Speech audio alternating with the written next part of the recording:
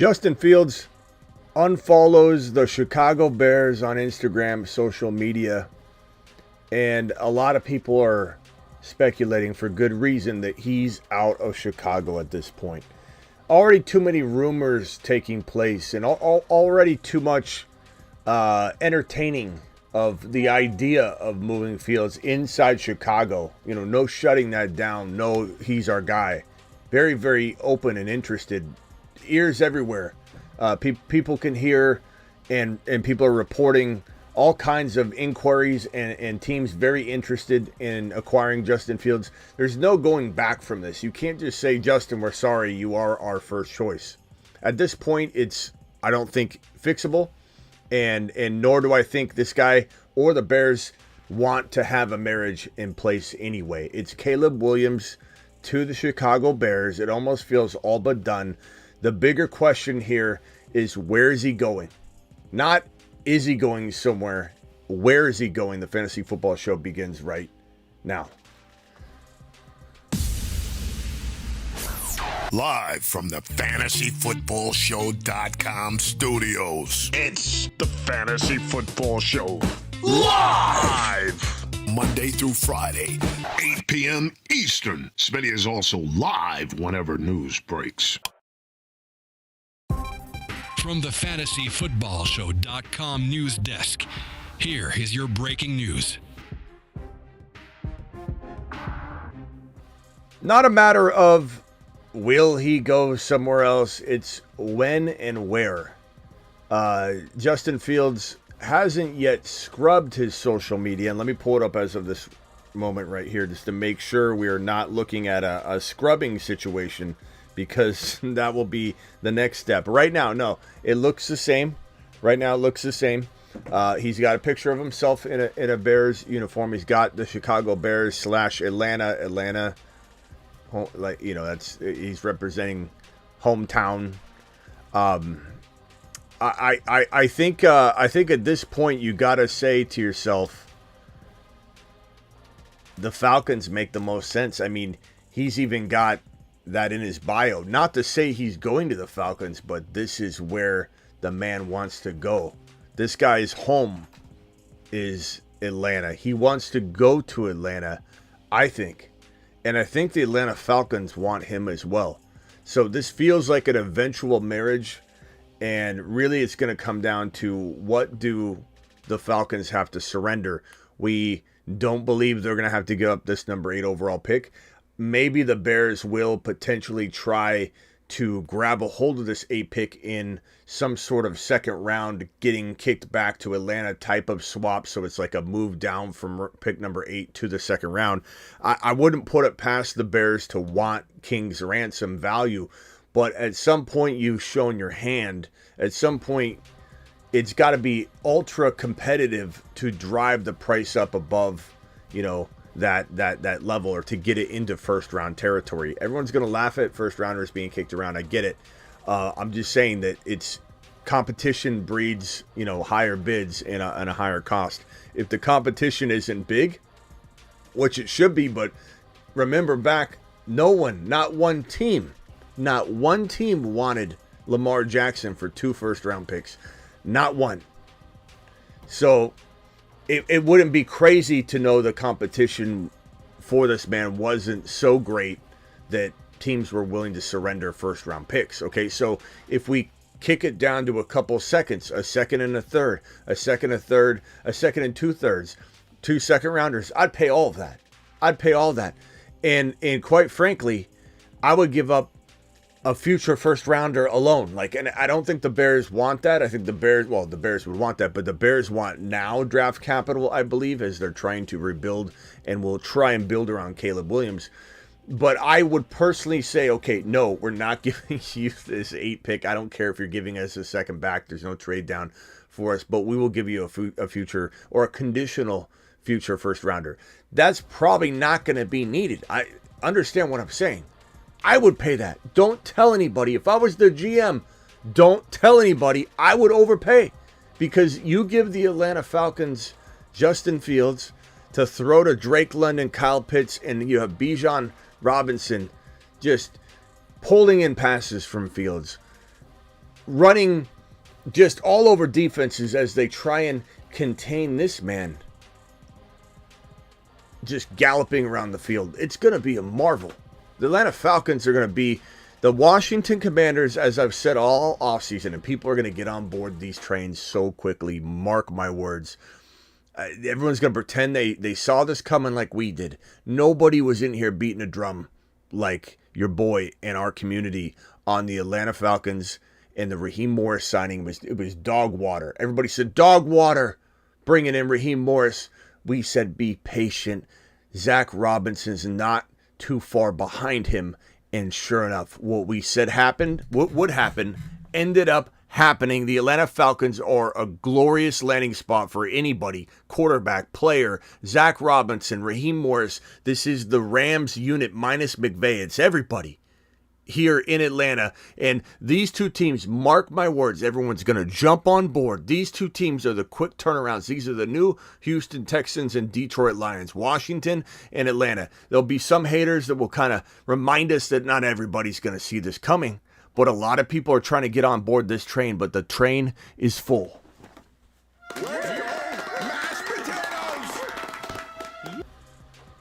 Man, Fields to Atlanta would be marvelous. But let's real quickly recap this. I did a quick search before I went live just to make sure.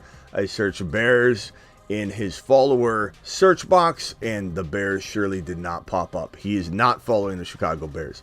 Report was, and I couldn't confirm it myself to be honest, report was he was following them earlier.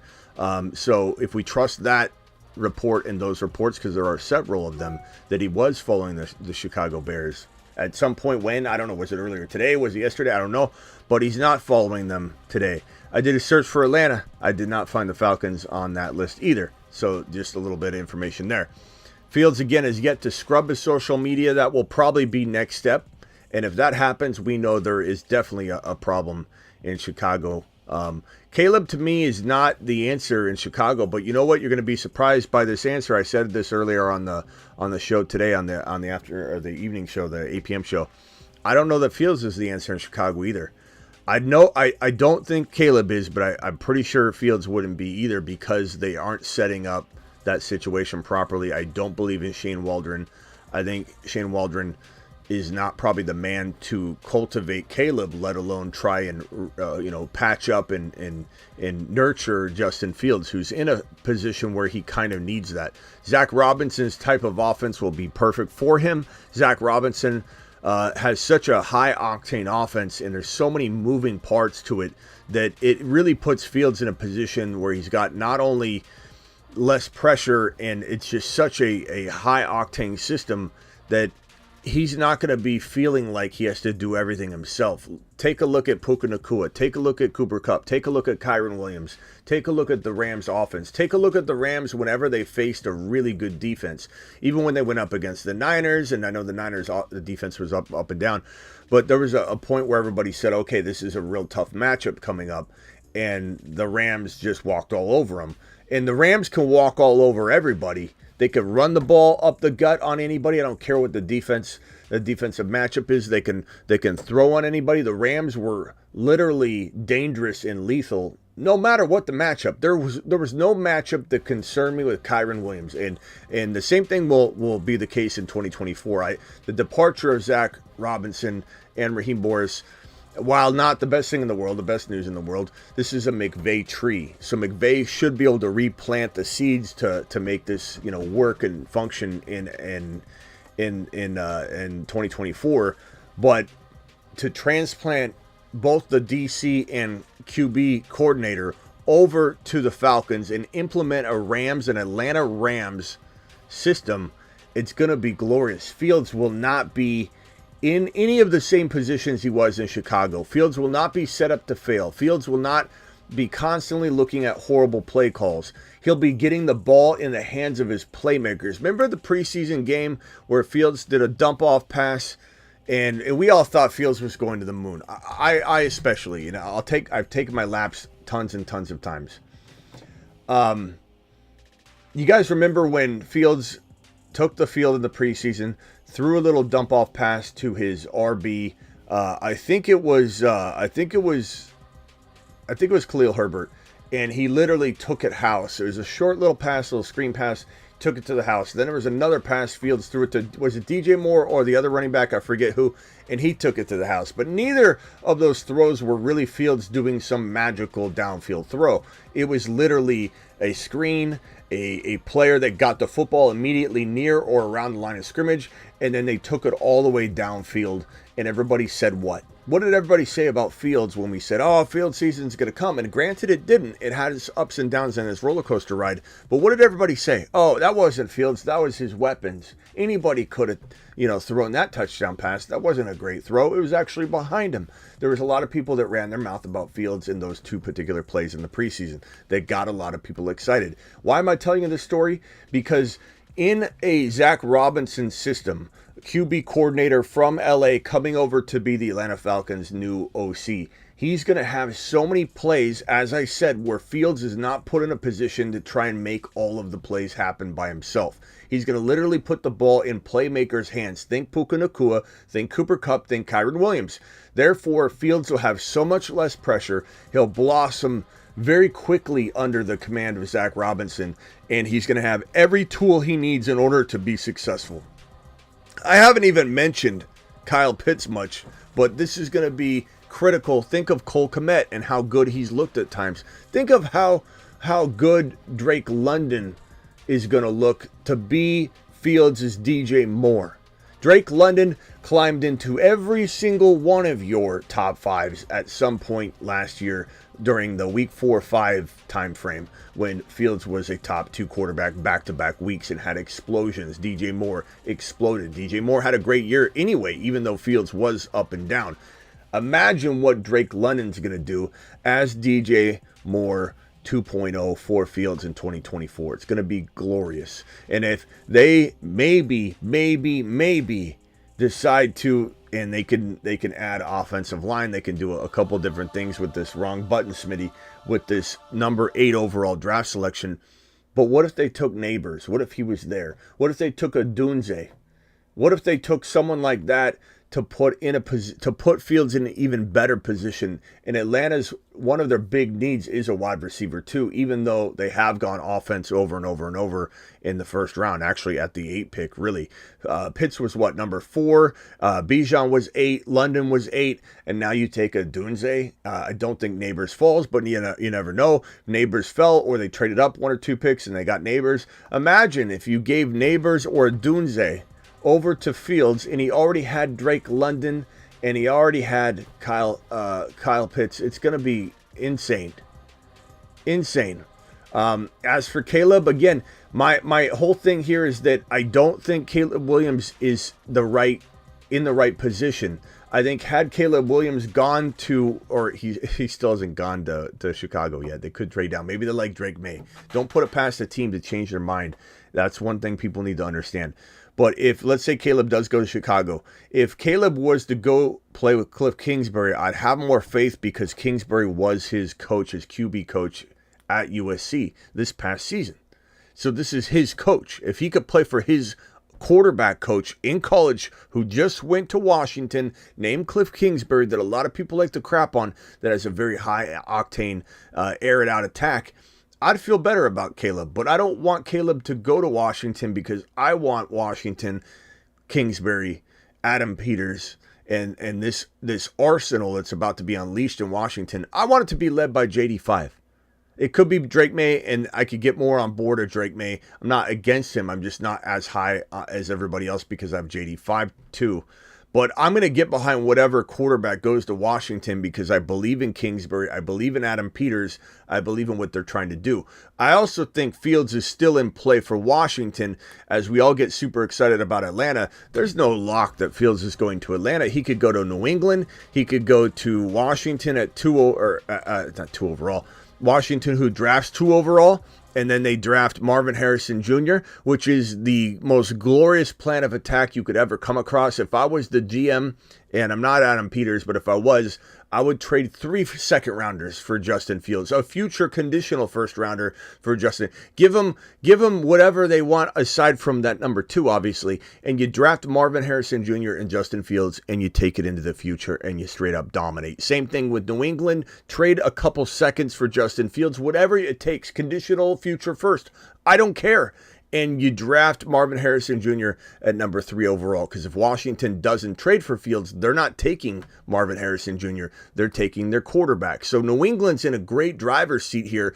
If Washington goes QB and they don't get Fields, and New England's the one that trades for Fields, they're guaranteed to get Marvin Harrison Jr. at number 3 overall. Because Caleb's going to Chicago, or they're taking a quarterback, some random crazy last-minute change of heart. And Washington, without Fields, would be 100% taking a quarterback. That leaves New England or Washington in the best possible position. And my poor Cardinals, who think they're getting Marvin Harrison Jr. at 4, could be in some trouble. Cardinals always get screwed, and they always screw up the draft. Let's see what happens. I got a super chat here from Bill. Bill, my boy, has always prioritized an elite processor.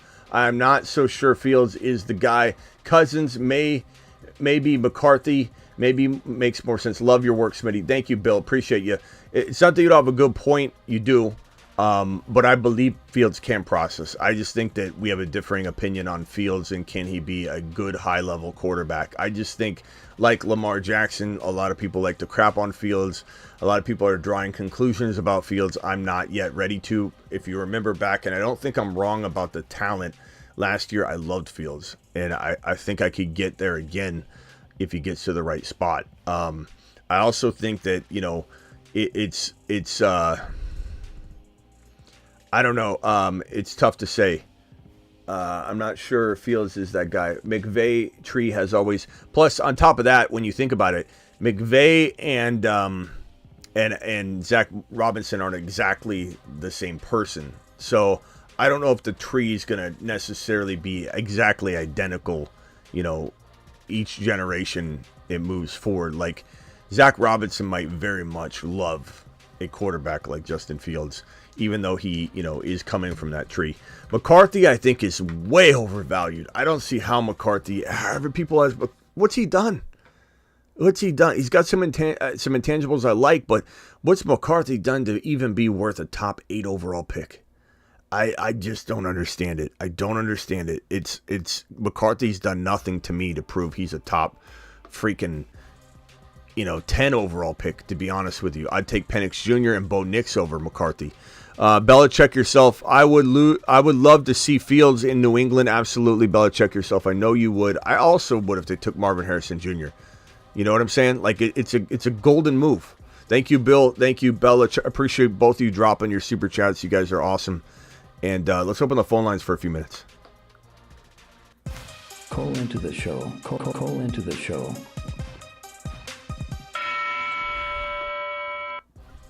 Dial in. Appreciate everybody being here. Call in if you have a question, and your boy will answer your call. And I specifically want to talk about this topic right now. So if you call in and ask me about, I don't know, Renfro, or hey, what do you think about Darren Waller? I'm going to hang up on you. No offense, but I'm going to hang up on you. DJ Moore, MHJ, Adunze Komet, says Chris. Look, they could take Adunze with this, talking about Chicago, drafting a QB, Caleb, and then drafting Adunze here to go with DJ Moore and Komet. It's a good arsenal for sure, but I just don't know that the man to get it done is going to be Caleb Williams with the combination of Shane Waldron. Shane Waldron and Caleb doesn't make sense to me. A part of me really wonders if everyone's going to be shocked that, because keep in mind, like Caleb's everybody's number 1 right now to Chicago, but you guys, it is February 19. Cam Newton was nowhere near the number 1 overall pick early in the offseason. Quarterbacks rise all the time. Some teams actually have a dilemma on their hands until the night of or the moment they turn the card in. And it would not shock me if a combine, or in the case of these guys, maybe skipping combine work and doing partial combine work, pro days. If Drake May moved to number 1 overall on all of these teams' boards, not mine, I think he could climb on mine. But if anybody thinks Drake May can't climb to number 1 overall and actually go number 1 overall, you haven't watched the last couple decades of NFL drafts, because combines and pro days are critical. Not to mention one report leaked about character issues, or hey, teams are really concerned Caleb can't process at the next level, or his character is becoming a real concern, or he didn't attend no one attended his birthday party and he didn't go to anybody else's birthday party. All that stuff's gonna come out, and when it does, you'll see people freak out. Remember Stroud? Everybody freaked out about Stroud's score on that test that doesn't mean anything. He retook it and did well. Remember, things can nudge a player all around the board. And if anybody thinks Drake May doesn't go number 1 overall, can't go number 1 overall, they need to buckle up for a wild offseason, especially pre-NFL draft offseason. Ron, Navy, you're live. What's up? Yeah, what do you think about Bell going back to the Steelers? I'm just kidding. Bell. Said you'd hang up. Yeah. What do you think about Darryl Wallace? I was on the way to the hospital. I was listening to the Blitz on Sirius, and Charlie Weiss was talking about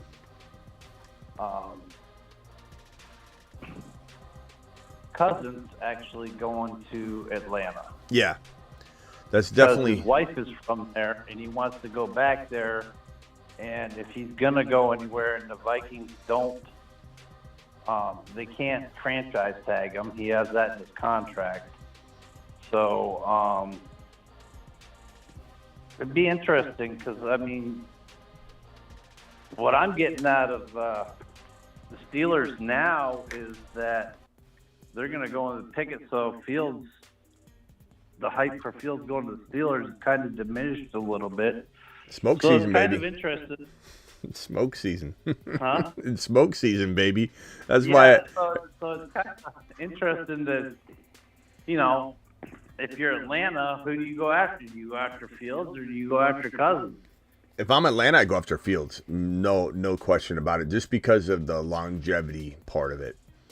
But yeah, you must have missed the earlier show, maybe, I think. But yeah, this. No, you did see it. Okay. Yeah, so she's still there. So prayers up for Miss Navy, everybody. By the way, drop a prayer emoji, Ron. Got 101 degree temperature right now because when I got back home, I called her and they had to give her some Tylenol and stuff. So prayers up for Miss Navy. But this right here is being kicked around by a lot of different sources, not specifically this source, but Fields and Cousins.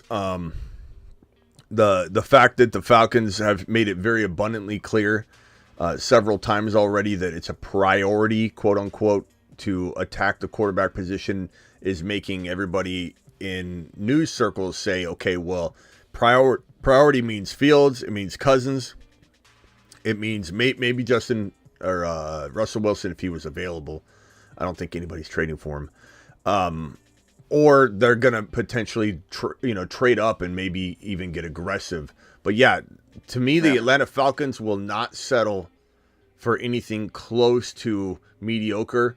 And that means that they're only looking at Fields, Cousins, trading up, or, and we'll see where, they would probably last resort Russell Wilson if available. I think that's it. I mean, if they feel like the right guy will fall to 8, if they love Penix Jr. and they know they'll get him, they could stay at 8. But I really believe there's almost no negative outcome for the Atlanta Falcons quarterback situation. I think it only becomes, hey, could it have been better? Would it be better if it was this guy versus this guy? But it is going to be a massive upgrade. Even Penix Jr. would be a absolute crazy upgrade over what we saw last year mixed with Arthur Smith. And let me just put this out there. If Arthur Smith, who's gone, take him out, but you keep Ritter, I am not saying I want that, but I just want everyone to understand that move alone upgrades the offense massively. But you take a horrible Ritter out of this and put in any number of quarterbacks. Even the guy I just said I don't think is even remotely close to a top 10 overall talent in J.J. McCarthy. You put McCarthy in this Atlanta Falcons offense, massively upgraded. Mixed with Arthur Smith being gone, massively. I'm not a huge fan of McCarthy, but he's efficient. He's good. I'm not saying he's a bust on any level. I just don't think he's ever going to have the ceiling value that a Penix Jr. has, even if Penix Jr. has more of a floor and risk level. So, like, man, I'm so excited for Atlanta. No matter what happens, Atlanta should be okay.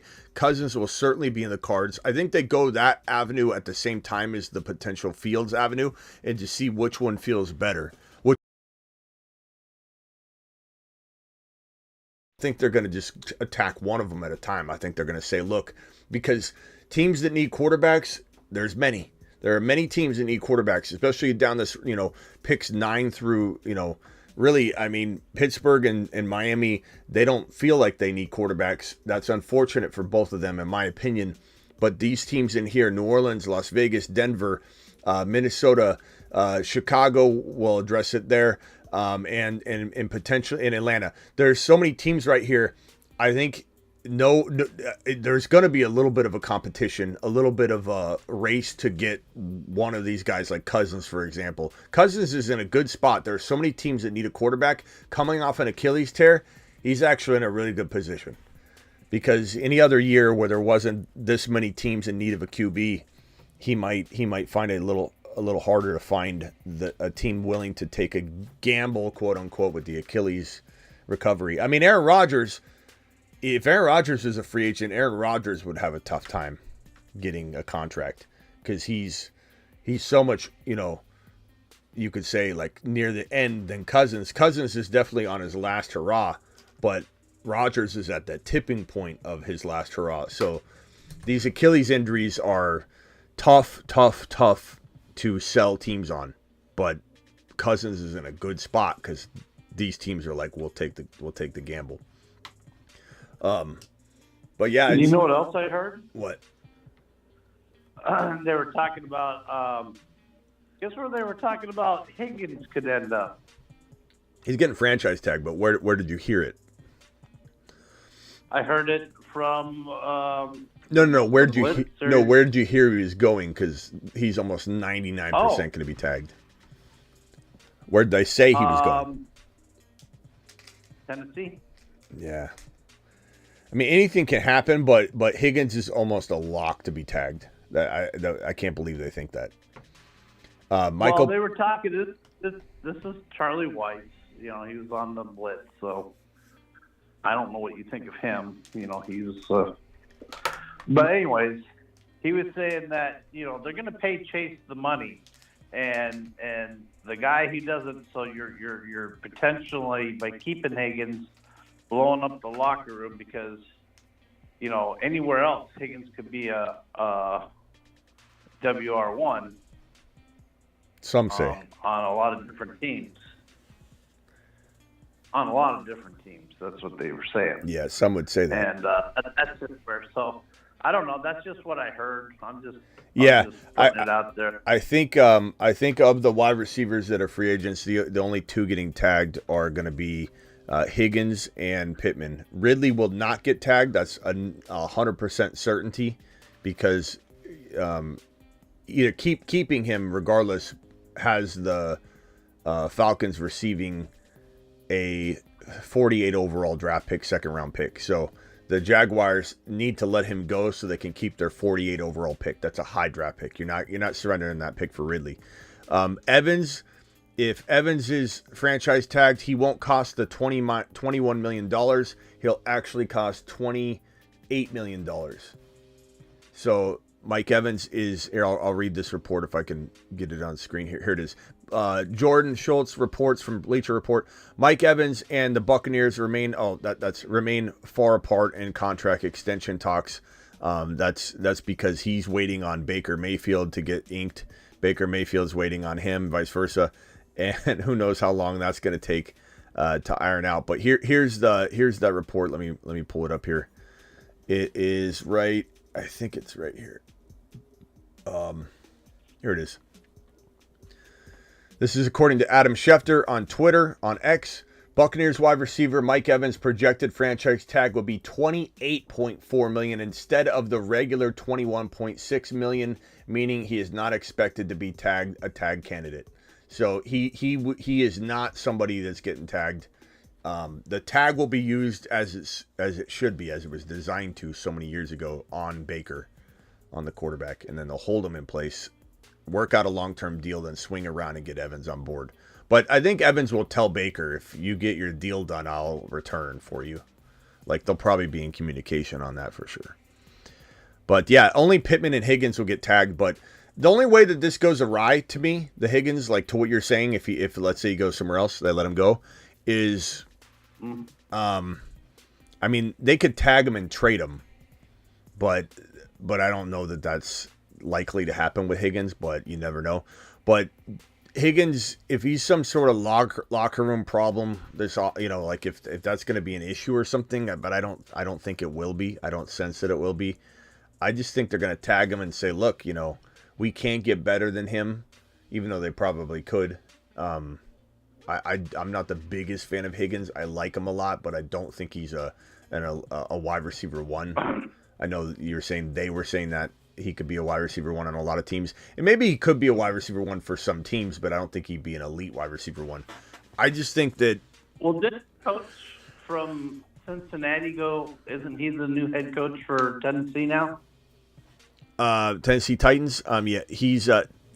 yeah. I don't think so he's... So there could be some deal there. They might hear something in the background maybe going on. I don't know. Yeah. Yeah, Callahan, what's his name, Callahan? I don't know that, I don't see any buzz. I'm looking for it right now. I don't see any buzz on this Tennessee thing. I think they're just speculating on the blitz or whatever you were saying. I don't see anything. I'm researching it right now. Well, Charlie White. Yeah, they're just kicking it around.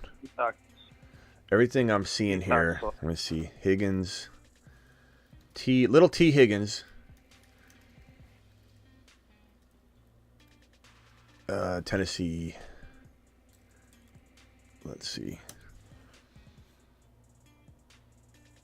I mean, they all make speculations. We all make speculations, so they could just. So yeah, I think that's I think that's what it is. So I'm finding something here on Sports Illustrated. This was February 9th, so quite a few days ago. T. Higgins is open to reuniting with Brian Callahan. So that's probably where it was. He was asked about it. And I'm guessing Super Bowl time frame, he was talked about it.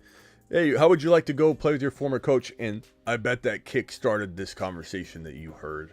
That's going to be my guess. But I don't think the Bengals have any interest in not franchise tagging him. And I don't know that a team like Tennessee is going to franchise or trade for him tagged and sign him to a big lucrative deal. But they could. It's possible. Yeah, but didn't Cincinnati had, what's his name? That rookie or whatever started showing off big time, so they might not even need Higgins. They might be okay losing Higgins because that other guy started actually catching the ball really well with even though Burrow was out. What's his name? Talking about Charlie Jones? No, the other one. Because Charlie Jones was pretty much, they were using him on special teams, but this guy they were using, they started using him a lot, and I can't remember his name. It was a weird last name. Los Ivas. Yeah. Los Ivas. Or however you say his last name. I don't know how yeah. Yeah.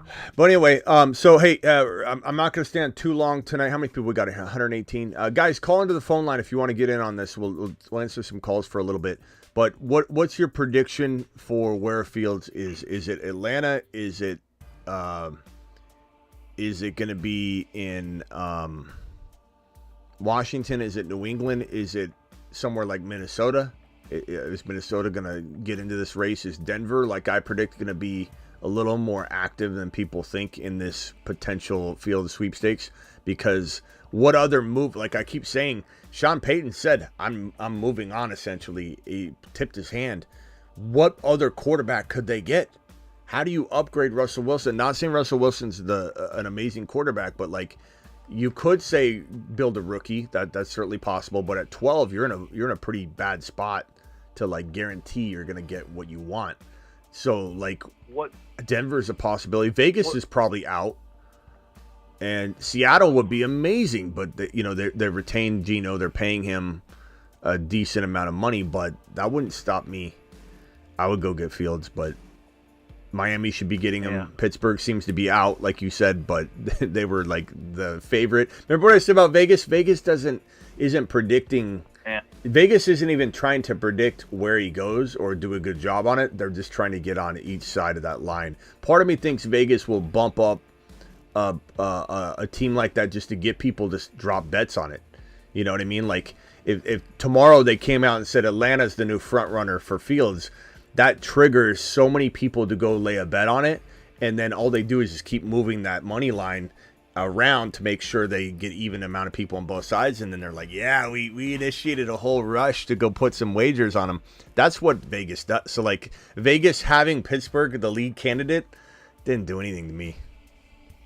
I didn't think it. Remember I said I didn't think it was going to happen, but I don't know that Atlanta feels any more likely. I just feel like I want it. All right. I'm trying to will it to happen, but I don't know that any of us have a good lead on it, to be honest with you. It's I think the fact that he hometown Atlanta, he wants to go back to Atlanta, that's a huge driving factor potentially. Hold on one second, Ron. Let me 425 caller, who's this? Where are you calling from? 425, who's this? Where are you calling from? This is Robert, Seattle. What's up, Robert? What can I do for you? Well, I'm watching the show right now, and you said probably not Fields going to Vegas. Why would you say that? Just because the Bears OC coordinator or whatever they hired, or what? Yeah, because he didn't have good success with Fields, man. I mean, you could swing it the other way and say Smitty will them getting Getsy from Chicago, former OC in Chicago last year, but given that there's a rapport, maybe he's going to say bring Fields over, and I guess I could change my mind if I heard something like, hey, Fields and Getsy are like this, and they believe they weren't set up properly. But my guess is, bro, Getsy, I don't think Fields probably likes Getsy at all, and I don't, as far as like being his play caller or being his, head honcho there, I don't think that that's going to be a marriage that Vegas is going to want to put together, given it didn't work. You know what I mean? But you never know. Like we could hear something like I just said, where it's like they felt like they were set up for failure, and it wasn't either one of them. They felt like they were doing what they needed to do. It's possible. Right. But from everything I've read, Getsy failed to develop Fields properly is what everyone's perception is, and honestly, it's the way I feel looking at it.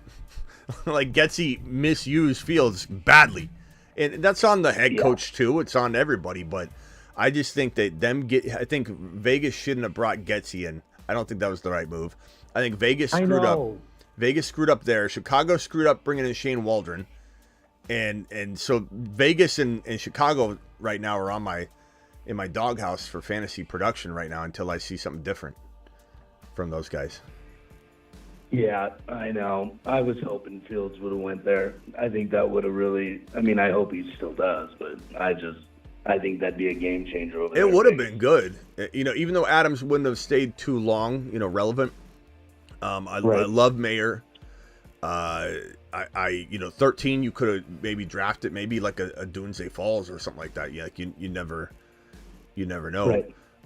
So if they were able to trade for Fields using like a couple of seconds and then get in a Dunze or someone like that, or figured out a way to move up just slightly to get a Dunze or someone like that, that would be amazing. That would be amazing. And on top of that, I love Pierce. I just think you get a guy that's failed in Chicago. Maybe,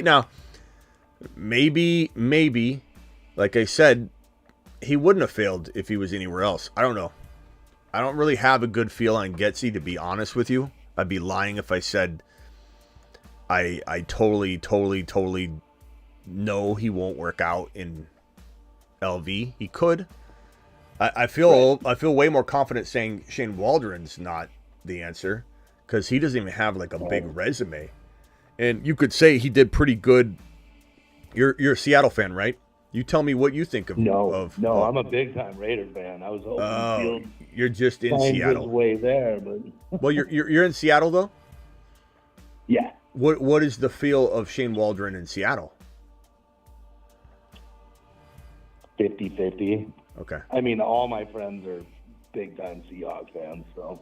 What are they saying though? Like, what do you feel? What do you feel like they're saying? What have you heard? Get Waldron out. They keep asking me what I think, and I'm just like, I don't know. I mean, everybody here's been stuck to their ways, and then old Russ left, and kind of party's over out here. I got you. Bill, thanks again for that $5 hauler. Appreciate you, Bill.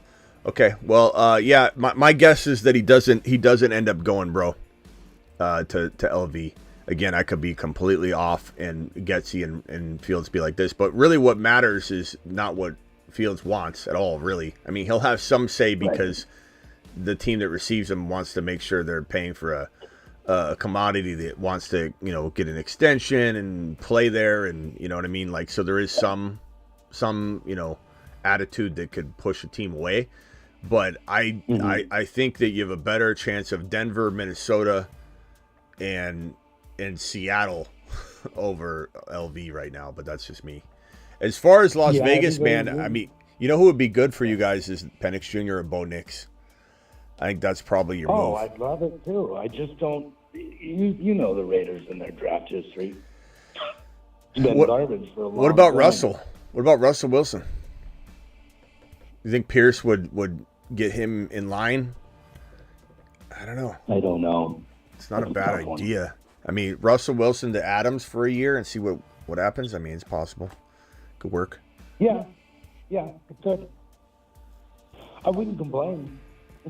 I mean, better than nothing. I do like Penix Jr. I do like Bo Nix. Part of me wonders how far Rattler is going to climb in this QB draft class, to be honest. But we'll see if he can.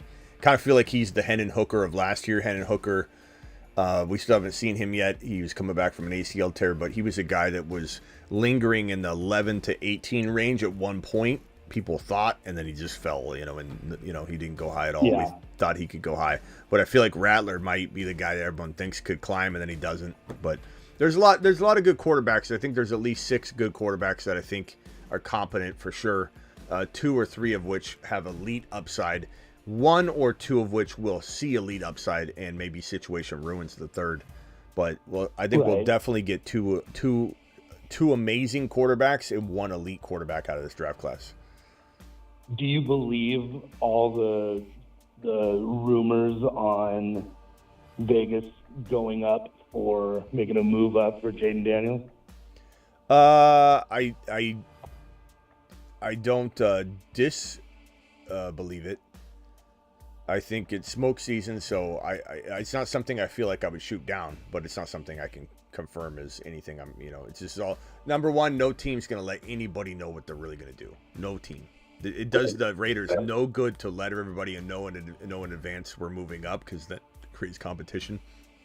Everything you hear is from somebody else that speculated it, that like Ron heard from what he, the thing he was hearing was probably from Higgins being interviewed when Higgins was asked, hey, Brian Callahan moved over to Tennessee. How about a reuniting over there? And it's like all of a sudden you have 5-6, shows and content creators talking about how Higgins says he wants to go play in Tennessee. Right. And it's not necessarily translated properly. So I just think that we'll have to see. But Raiders trading up, sure. The only problem you're going to have with that is trading up where? To Washington's 2 pick? Why would Washington trade down to 13 when they need a quarterback? Number 3, why would New England trade down to Las Vegas at 13 when they need a quarterback? Washington and New England are licking their chops that they finally have a shot at a top 3 QB, and this QB class is deep. Those 3 spots aren't moving. Because Fields is not staying in Chicago, Chicago, Washington, New England, unless Chicago moves down one pick to take May or something like that, or Washington moves down one pick to take May. I think maybe within the top 3 they move around, but I don't know that there would be a smart reason why Chicago, Washington, or New England would trade out of the top 3. Right. Unless Cousins were to go to Washington, but even then you just take Marvin Harrison Jr. at number 2. So why would you give Arizona at 4 the chance to take him? So honestly, bro, the Raiders are just dreaming to get a top 3 pick, in my opinion. I think, Penix Jr. would be a great pick. Seattle is going to scoop up Penix Jr., I think, at 16 if he falls, because you've got the, the OC in Seattle. Grubb was the OC of Penix Jr. at Washington. So he's now there in Seattle, and he is the new OC. And you better bet your bottom dollar he wants his college quarterback he just coached, who led a magnificent offensive attack. Yeah, injury concerns. Ron's made that abundantly clear, the injury concerns, as well as a lot of you. Injuries are a big worry, no doubt about it. But Penix Jr. can ball. And Seattle's got wide receivers. So maybe you convert back to a Seattle fan.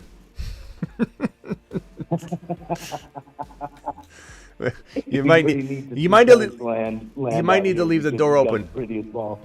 Just leave the door open. You're there in Seattle. Maybe you need to just keep an open mind, because LV needs a QB, man. Look, they said, it's funny, smoke season. They said they're very happy with O'Connell, and then all of a sudden you hear a report the next day. It's like the Raiders are definitely open to bringing in a QB. Who the hell knows? Could I see them banking on O'Connell for one more year? Maybe. But, man, the offense was very, very flat, last year. It was very, very hyped. The defense was hyped. The team was hyped. They loved Pierce. But it felt like they had like a 2-page playbook. Yeah. Yeah. Well, it's been like that it's been garbage. Yeah. They had to get rid of their coach. I mean, it's been... What's up, media? Yeah. All right. Anything else, Robert? Appreciate you calling in. That's it. Yeah, absolutely. Love the show, bud. Yeah, call in anytime, man. I got you in the system, so dial in more often. Later. All right. Adios. Ron, DeBalt, appreciate you celebrating the membership question with me here. JF1 to Atlanta at a boy. DeBalt's huge on that. He wants Fields in Atlanta so bad. I mean, we all do. We all want to see Drake London get a quarterback. Ron, you love Drake London a lot last year too. If he got Fields, aren't you feeling like there might be a surprise 6 to 10 wide receiver in the cards there for London with Fields? Yeah, we drafted the hell out of him and kind of disappointed with that going that way. But yeah, if he gets a decent quarterback, whether it be Fields, whether it be Cousins, I think the sky's the limit for London. Yeah. Yeah. How many? And he'll be cheap because people won't be looking at him this year. Even if he does, because they're, how people hold on to their disappointments from the prior years. I think you'll be able to get him at a decent cost. Yeah. Percentage chance that Justin Fields scrubs the Bears off his social media by Friday. Or do you think he just stays off it? But his social media changed. Everyone keeps saying in the chat, he's barely on social. Well, then why did he unfollow? Why, if he's so inactive, why did he unfollow the freaking Bears today? I don't know, man. Friday, 86%. Hey, George, call back in. I don't know why, George. I tried to add you, but it wouldn't add you. Travis Rowe, you're live. What do you think about Fields and his unfollowing of the Chicago Bears and all the potential landing spots? And is he going to be a Falcon? Go ahead, Travis. You're live. With the social media, that stuff is deliberate. Like they do it for a reason. Oh yeah. We saw AJ Brown do it, and so it's like anyone who's saying, they don't do social media much or whatever. Any of these guys, especially the younger ones, they do it, even if it's just for attention or buzz, or, he's making a point by doing that. So I don't know if we'll find out why, but if it's him saying he wants out, or if he heard something, or if the wheels are going to start turning. But I think they trade him partially, like you said, just because, one, I think they feel like they don't know what to do with him. I feel like they're worried because they kind of failed with him. I don't think he failed as much as they failed with him. And two, like we talked about, it extends their jobs maybe an extra year or two if they bring in a new quarterback and reset and how, and show that they can develop him a little, which I doubt that they can do that too. But obviously to me, Atlanta would be like ideal. I mean, it just feels like it's set up. Is it number one for you, the Atlanta Falcons? Are they the number one landing spot? Let me ask a two-part question, or a 2 or 3 part.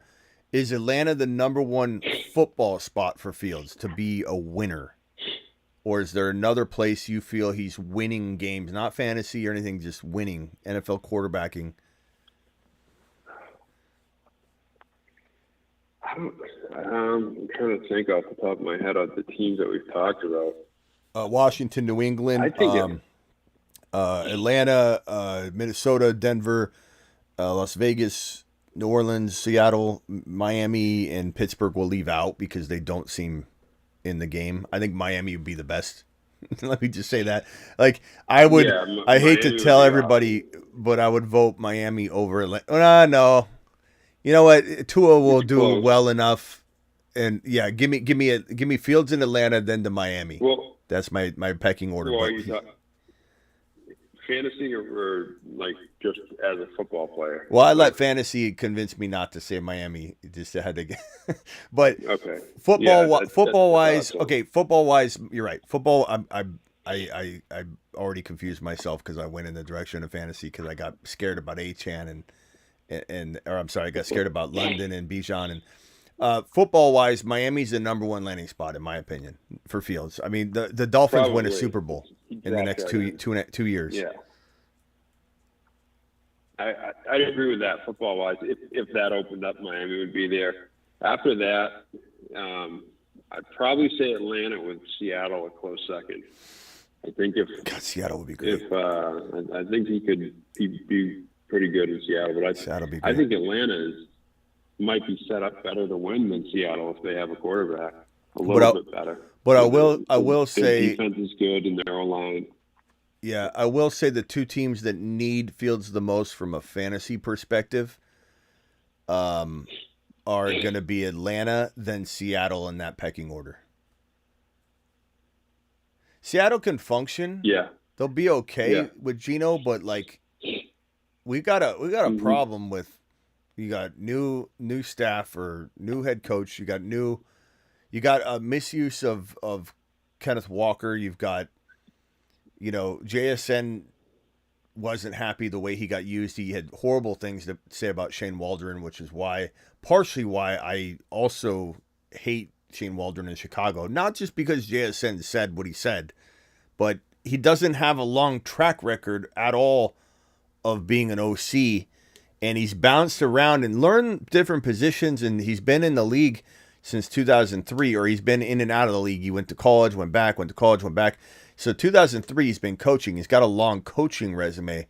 But Waldron, in 2021, I believe, was his first year OCing in Seattle. And some might say he did a lot with a little. Took Geno and turned him into a pretty decent quarterback. But how much of that was Carroll? That's what I was going to ask.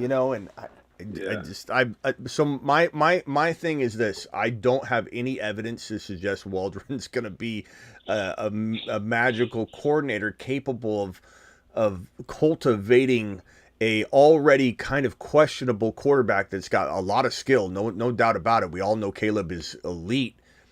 But so was Johnny Manziel, in college football.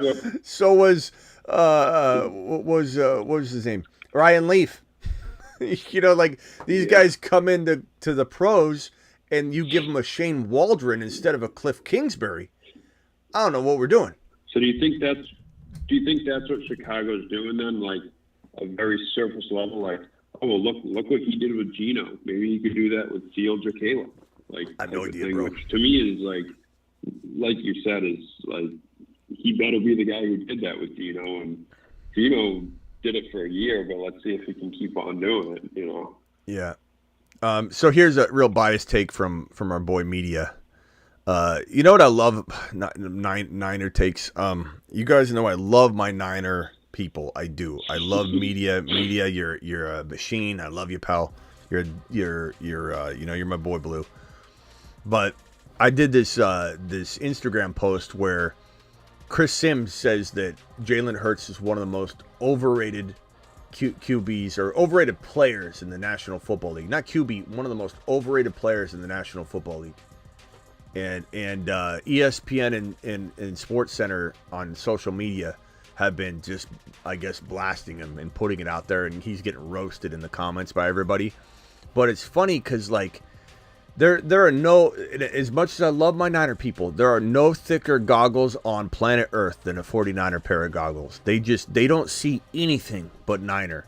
And anybody, especially in their division, like they hate Cliff Kingsbury. He's garbage to every Niner. They think he's trash. They also have no concept, and I don't blame them because they're so loyal to the bone, of how good Jalen Hurts is. They literally think it's a laughable question. Like when you ask them this question, they're almost appalled that you even like, wait, what did you just ask me? If you say, would you rather have Brock Purdy or Jalen Hurts to quarterback your team? They're like, oh my God, this is like not even a question. They have no clue. They have no clue how good Jalen Hurts is. They think he's garbage. They think he's garbage. The other night, when you were on with Raj, there were several people that kept saying, can you believe Smitty said he would take Allen over Purdy? Like they were trying to start that thing again. Yeah, several people kept running that over. These Niner fans actually believe that Brock Purdy's better than Josh Allen from a football perspective. We all know in the fantasy world. They're so sure of themselves. But it's like, do you guys even understand that Hurts is miles above Purdy from a football perspective? Fantasy perspective, of course. But from a football perspective, if you put Jalen Hurts on the 49ers, you would have annihilated everybody. Annihilated they could have everybody. Super Bowls. They would have made it last year. And then they would have made it this year. They might have had back-to-back Super Bowls. It's crazy. And it's always a Niner commenter. You know what I mean? Like, find me a non-Niner. Here we go. Find me a non. Oh, maybe is Smitty capping. Yeah, Niners is saying not true, Smitty. Are you saying you like Hurts, or are you saying not true that Hurts is better? Because you're already like, all the Niner people in here are gonna exactly say. All right, 49er media. Thank you for admitting the truth. Your fan base will not admit this. 49er media said I'd take Allen 100%. Thank you. I know you wouldn't take Hurts because you've got a massive rivalry with the Eagles too right now. A rivalry that is greater than any interdivision rivalry now. This Eagles cry, Eagles cry. Not to mention, like, you guys got some explaining to do, because there's a whole lot of bickering and complaining going on right now that matches a lot of what you said the Eagles were doing, by the way. So, but anyways, Fields over Purdy, absolutely. I would and I know a lot of Niner fans can be like, well, what did he just say? You put Fields on the Niners, you put Hurts on the Niners. Of course you put Josh Allen or Mahomes or any of those guys. Burrow, championship for 4 years in a row. But you give Hurts Christian McCaffrey, and I give you a championship. You give Justin Fields Christian McCaffrey, I hand you multiple championships. It's crazy. It's great. But you notice it's always there's a Niner logo in every single one of the people going, not true. Not true. Except for media. Media came in with some truth. Yeah. Give them some credit there. Good job, media. Proud of you, pal. But you know what else is going around right now in the news world is that Ayuk, and this goes back to, I think, media's first comment, where he says that you're re-signing Ayuk, or you're extending Ayuk. This is going to get ugly, media. This is going to get brutal. The Niner way is to wait until August. He's not going to wait until August. 100,000%. 100,000% this is going to get ugly. It's going to get real ugly. Not to mention, I don't even know that you are extending a media. You've got $28-ish million, according to CMAC, to use on 44 roster spots. And when John Lynch was asked, are you going to extend Brandon Ayuk, his response wasn't what it was with Debo. We're going to take care of him. We've always historically done really well taking care of our guys. It was almost word for word what he said whenever he was asked about signing Debo. They asked, are you signing Debo? You extending Brandon Ayuk. He said, we're going to do everything we can to try and extend him this offseason. But it's going to be in August, and he's not going to put up with that. And I'm not saying he should necessarily, because the this Niner way of extending players in August is stupid. It's a ridiculous process, 100% ridiculous, because you're putting that player in a position where they feel like they have to. Young says not all Niner fans have a pair of goggles. Well, that's because, Young, you're embedded in this channel, and you get a nice dose of reality, and I think it helps correct your vision. Young has got, he's got Smitty LASIK surgery. He's got the fantasy football show LASIK, and he can see pretty clear at this point. But Ayuk, I don't know. Media, you're live on the air right now. Yes, sir. I'm going to tell you right now, even if you're correct, Ayuk does get extended. And I'm not saying he won't. This is getting ugly because that Deebo Samuel situation got so ugly. And Debo's one of the most likable players in the National Football League. And your fan base, media, not mine, your fan base was nasty to him. About 40-50% of your entire fan base. Oh, Listen, I know. They said hateful things to him in the comments. We go live on Instagram and they'd say, screw Debo, screw this, get out of here, get rid of him. Horrible things your fan base said about your own player. And I know people have been saying the same thing about Ayuk too. They're like trading. Trade him, get rid of him. We don't want him, whatever. Yep. Like, this is par for the course. This is as much as we want to say, like, oh, it's annoying or whatever, this is a very standard practice that's accepted by all of the teams as a negotiating tactic. It is not a new thing for a player to want to be extended in a contract year, or if they get a fifth-year option picked up, to want to have this long-term deal. This is standard practice, and the teams have enabled it. They've enabled it, and so that's why I think. You think what? That's what I think. Like, that's why I'm not surprised that Ayuk's doing that. And I mean, we haven't seen anything about him scrubbing stuff off yet. But like, I would not be surprised if we hear the same stuff that we heard about. Media, are you in a closet? Are you in a closet? Like, what's going on? No. You sound like you're talking inside a bucket. It sounds like you climbed into a barrel and called me on a cell phone, flip phone, inside a barrel and closed the hatch. Nah. Where are you at right now? You at school? How many years you got left? Yeah. Now you're clear. I had like 2 semesters. You have 2 semesters left? What are you studying? What's your major? MIS. What is that? And sports management. What's MIS mean? Media? Management Information System. Media in social media? No. MIS. That's good. That's good. I'm proud of you, media. I'm not making fun of MIS. I'm just trying to come up with an acronym for you. No, I know. Congrats.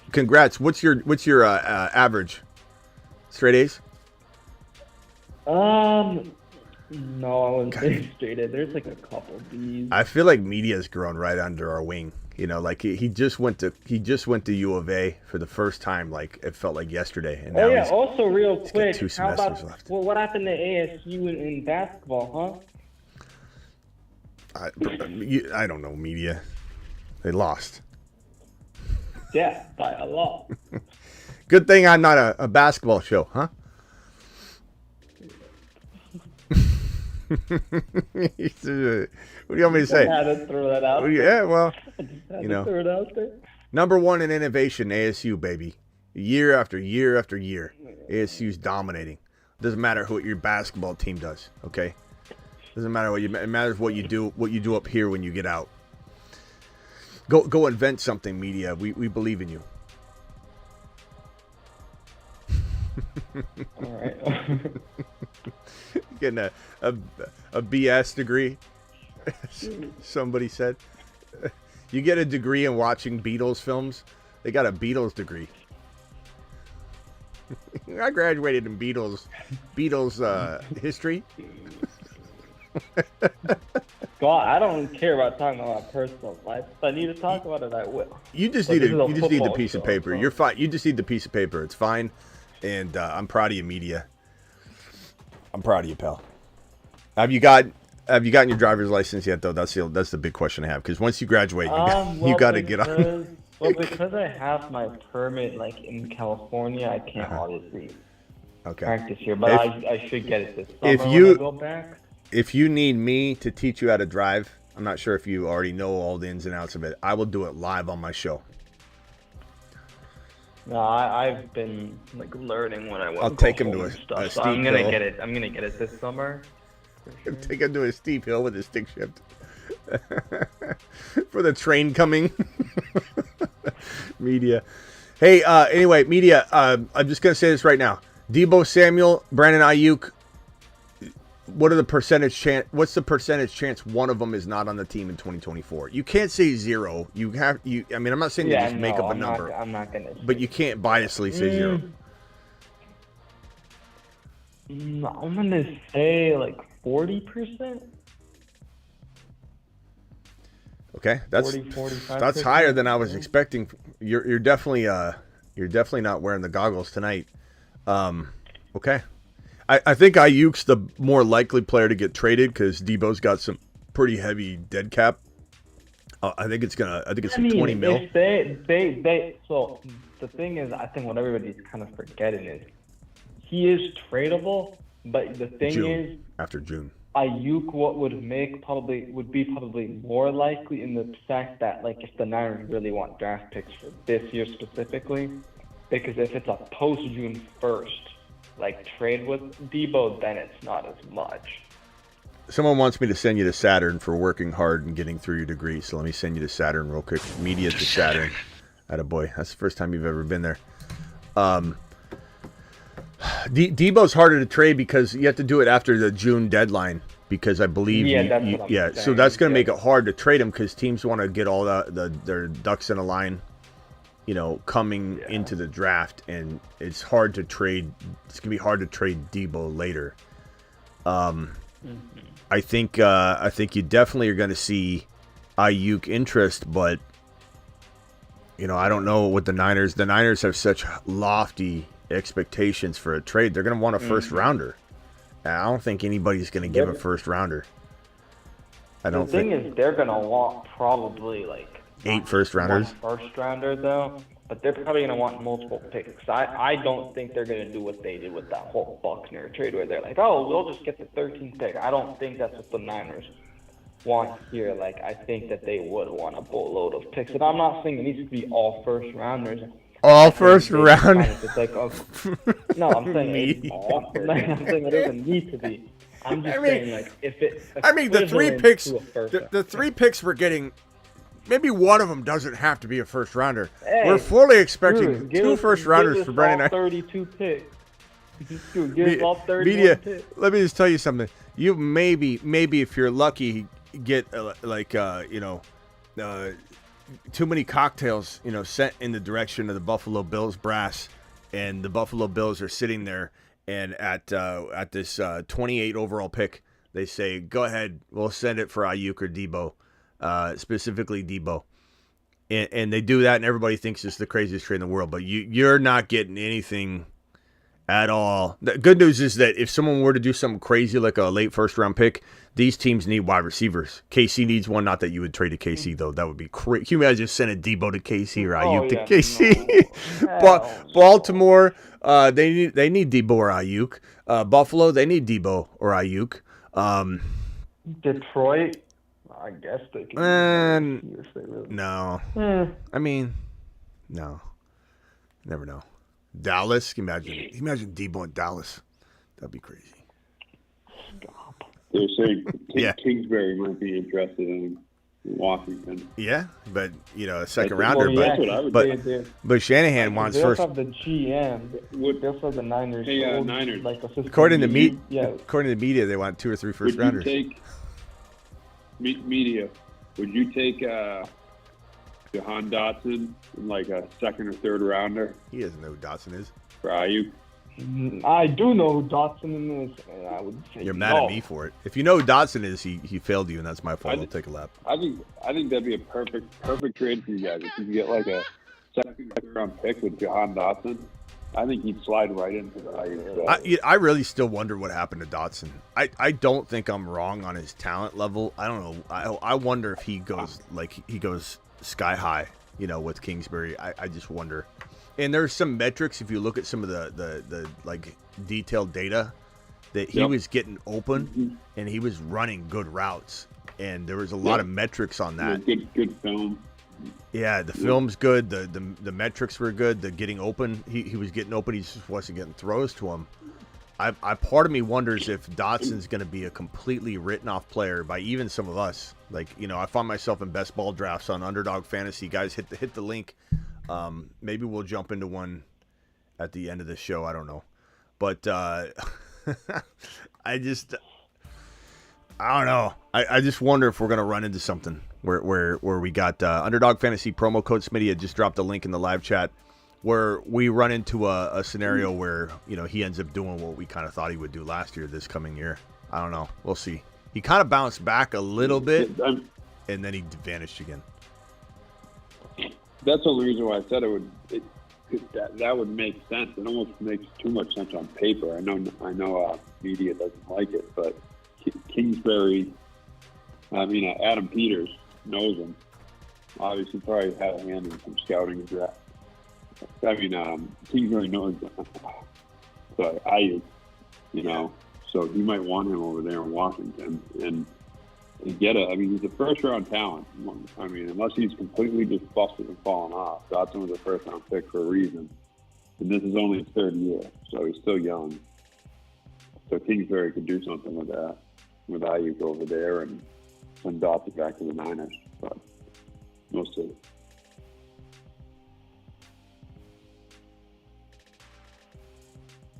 I don't know. I think you'd have to obviously blow away John Lynch, and I think you'd have to give the Niners like a What'd I miss?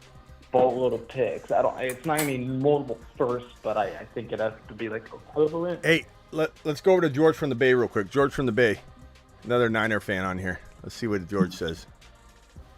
Yo, Smitty, what up, man? What's up, bro? Good to hear from you. Yeah, I called in to get on that Justin Fields talk, but since you guys are talking Niners, the one thing I do want to say is the Niners take care of their homegrown players. In that draft where Ayuk was drafted, he was, I think, the fourth receiver taken in the first round, right behind Justin Jefferson. So nobody even saw him getting into the first round. I remember when we drafted him, I didn't even know who the guy was. I told all of Raj and his entire following who he was, because I'm from ASU. I went to ASU.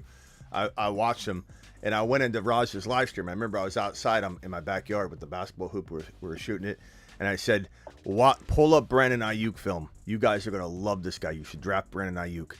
And we pulled it up, and we were joking, go gadget arms, because it looked like he was like his arms would go get the football, and we were joking around. Everybody's like, that's a stupid thing, and then everybody started calling him go gadget Ayuk or whatever.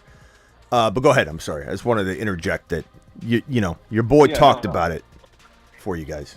Okay, yeah. So I remember when we first drafted him, I watched some film on him, I was a little curious. And the first thing I noticed was in training camp was he made some crazy catches. He's got the big arms. The first year, there was some hurdles, the doghouse issues with Shanahan. But he's definitely grown into like a number one type of receiver. But on the Niners offense, he's not a number one. So I know going forward, he's not going to get paid like a number one receiver. He's probably going to get, 24, 25 million a year, but he's not going to come close to Debo numbers. He wants 1,000 million.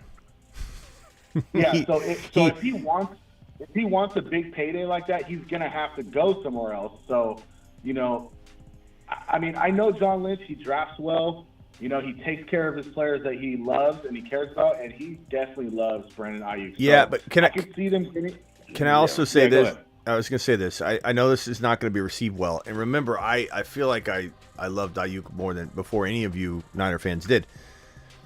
I don't know that he's top 10 wide receiver material. We're doing early underdog fantasy drafts. I see him going in middle of round 2, late round 2. I don't get it. I like him a lot. Debo is still there. There's still a lot of moving parts to this offseason for you guys in retaining players. You got 40-something roster spots and $28 million left. It's going to get crazy. Obviously, you could renegotiate some stuff, but the bottom line for me is I truly believe that the Niners system helped, and I'm not saying that it won't leave him like I always talk about Devontae Adams. Aaron Rodgers made Devontae Adams into the player he is. I know a lot of people will disagree with me on that, and that's fine. I could care less. That's my opinion. I'm not saying he wouldn't have been good to near great, but he would never have been as elite as he is today without Aaron Rodgers. But when Aaron Rodgers and him separated, Adams brought all that talent with him. He became that independently from Aaron Rodgers. He was molded and sculpted into that. It wasn't a farce or a facade. He's not propped up, and when Aaron Rodgers leaves, he falls down. It's the same thing with Ayuk. I'm not saying that Ayuk is going to lose the abilities he's gained or whatever, but he is, I think, a product of this Niners system more than he is the elite talent everyone thinks he is. And mark my words, you stick Ronnie Bell into that spot, Ronnie Bell will thrive. I love Ronnie Bell. I think Ronnie Bell is a damn good wide receiver, and you guys got a gem in that guy. That's Adam Peters. He knows what he's doing. I was very, very pissed off the Cardinals didn't draft Ronnie Bell. So let me ask you this, Smitty. What's your take on Higgins? Is he a number one? If he goes to like another team, do you think he slots in and he's the number one receiver on that team, whatever he goes to? He could be, but is he a number one wide receiver? No. Could he be on a team that has no wide receiver? Sure. Could he be the number one in New England? Yeah, of course. He'd be the number one in New England just walking on the field. But is he a fantasy football top 10 wide receiver? Is he an NFL top 10 wide receiver? I don't think so at all. Okay, I think you got two rookies. You got hold on real quick. Hold on real quickly. Hold on. You got not only two, but 3 rookies that are better than Higgins the moment those rookies hit the field. That's 3 out of 10 already that are rookies. Imagine you throw all the other wide receivers in there. Higgins is not a wide receiver 1 in the NFL. He just could be on a team that has no wide receivers.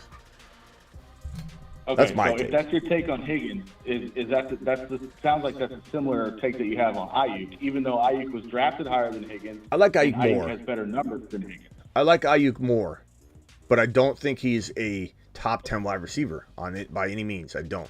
I think he's a really, really good player in an amazing system. I just think the difference between Ronnie Bell and Ayuk is not as grave as you think. No, that's all the more reason they could make that move to open up some cap spaces there. And even if they didn't like Ronnie Bell, I like him. I like what you're saying. I don't know. There's so many receivers in this draft. He's got these skills where Ayuk runs routes really well. He's a really good route runner. He is. He's got really good hands. For sure. You know what I mean? And those are things when it comes to I'm giving receivers, credit to your especially. system, though. Yeah. Well, I mean, yeah, it could be credit to the system, but Ayuk is a really good talent. Of course he is. Look, if I'm the GM for the Niners, if I'm crispy Tom, route. I'm paying Ayuk. I'm not going to pay him over $30 million a year, but I'm going to give him anywhere between $25 to $27 million a year. Yeah. Yeah, because the thing is, dude, Brock Purdy, right? The one thing is, I feel like he has such a good connection with Brandon Ayuk, and you wouldn't want to take Brandon Ayuk, I think, away from. But here's the thing. Weapons. But here's the thing. Let me talk business for a minute. Media, you're getting a MIB degree or whatever it is, right? Here we go. Here's your business talk. If you're running an organization and you're able to pick up a 5th-year option on Ayuk, and you're able to franchise tag him the next year, you have him for 2 years, at your control. I'm not saying it's right. It feels right to the player, but the Niners are in cap, you could say, hell in some sense. You have, as C-Mac broke it down, your boy C-Mac broke it down. Where's that C-Mac graphic when I need it? I think it's right here. C-Mac broke it down and said that you have, 20... I want to say it's like 20. Here it is. I think this is the graphic. 28 million, 20 to 23, 28 to 33 million dollars for the remaining 44 spots. You got $212 if you give Ayuk his extension, or I'm sorry, not his extension. You pick up the option on him. You've got literally which we already did. 28 to 33 mil. I just there's in my opinion, and as you said, I think the other night, I think that was you, that you could potentially sign Ayuk but make him cheap in year one, and then you're paying through the nose later. It's not always the best way to structure stuff, but you can kick the can down the road. So it is possible to give him a big fat contract and make it very cheap upfront money in year one. It's very, very doable. That's why the cap is kind of fake. Because you can fudge things with signing bonuses and kick upfront money, and there's so much you can do. You can move it down. Isn't that what they did with Debo's contract? Didn't they backload his contract? There's all kinds of ways to do it. So in a sense, you could almost. I think they probably would restructure Debo's contract. Because the thing is, they've already kicked a lot of money on guys like Armstead and like Kittle. So at some point, you got to say to yourself, we got him already budgeted in. And John Lynch did not give you an answer that he gave you with Debo. We're going to take care of him. Or as George from the Bay said, you take care of your boys, right? John Lynch has said that about Debo before. We have a good history of taking care of our own. He has not said those things. Maybe he will in a month or two, a week from now, a day from now, whatever. But he said that they're going to do their best to try and extend Ayuk. Not that it would get taken care of. There's a lot that they got to do. From a business perspective, it's either you tell him, look, we're picking up your 5th-year option, and you get franchise tag. Boo hoo! You're getting an average of the top 5 salaries in the NFL. I know players want a long-term deal and everything, but look, Ayuk came from nothing essentially, and has put himself in a position where he's going to get the average of the top 5 salaries in the NFL if, let's say, he does get franchise tag next season. That's a great place to be. I know he wants a big fat bag, but this is in the realm of possibilities and in the confines of the system that's in place. And honestly, you got more things you got to take care of than Ayuk. And if Ayuk's going to put up such a fuss that you're like, this isn't worth it, let's field some trade offers, and a good one comes along, you got Ronnie Bell. I'm telling you, Ronnie Bell, it pisses me off that Shanahan didn't use him, because this guy could have been. That's the thing, though. Like, I understand how much you love Ronnie Bell too, and I think he could be pretty useful in our situation too. But that's the thing. I can't trust Kyle Shanahan when it comes to these receivers, because first of all, he doesn't play them. He doghouses them, bro. It's like he doghouses them. And then it takes them a while. Then in their second year to try and get something. Look at Danny Gray, bro. He's just always. I love Danny Gray, bro. He just wasted him. He wasted Danny Gray away. Ronnie Bell, I like more. Those are 2 receivers I really, really like. Adam Peters is amazing. That's why I love him in Washington. This guy, I don't know how much he had to do with even both those picks, but Adam Peters is freaking man.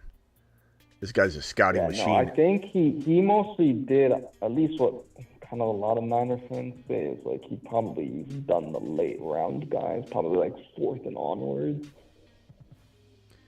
Yeah, you guys should. No offense to John Lynch, but you should have elevated Adam Peters to GM. You guys made a stupid move. I agree. That was I probably thought what they were gonna do though, because when they extended, Lynch this offseason, it came out that they gave him the role of football operations or whatever. Yeah, you should just. I thought maybe they.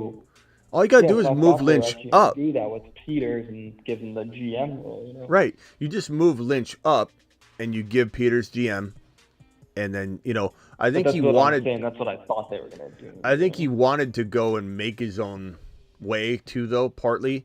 And that's why, there were rumors that he could potentially get a job, and he said, I have no interest last offseason, which was shocking because he'd already kind of earned it. He didn't take it. I think he wanted to do it on his timing. He wanted to find his spot. And, man, Peters is going to turn. Agreed. Washington is the new Houston Texans. You mark my words. They're going to be freaking unbelievable. So will the Atlanta Falcons. These two teams are making moves, and it's starting from the coaching staff. It's starting from GM for Washington.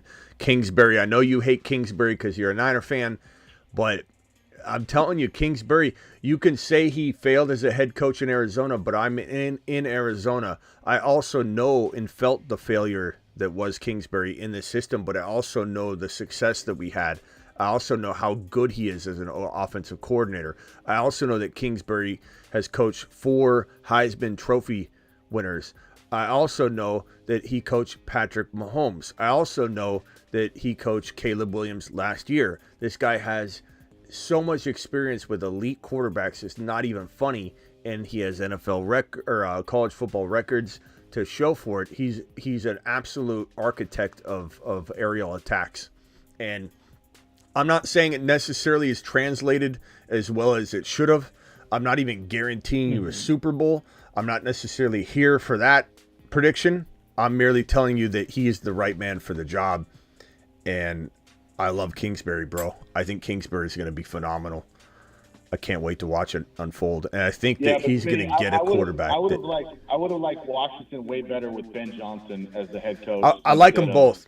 I like them both. I'll be honest with you, bro. I'm not that disappointed. I admit I wanted that as well.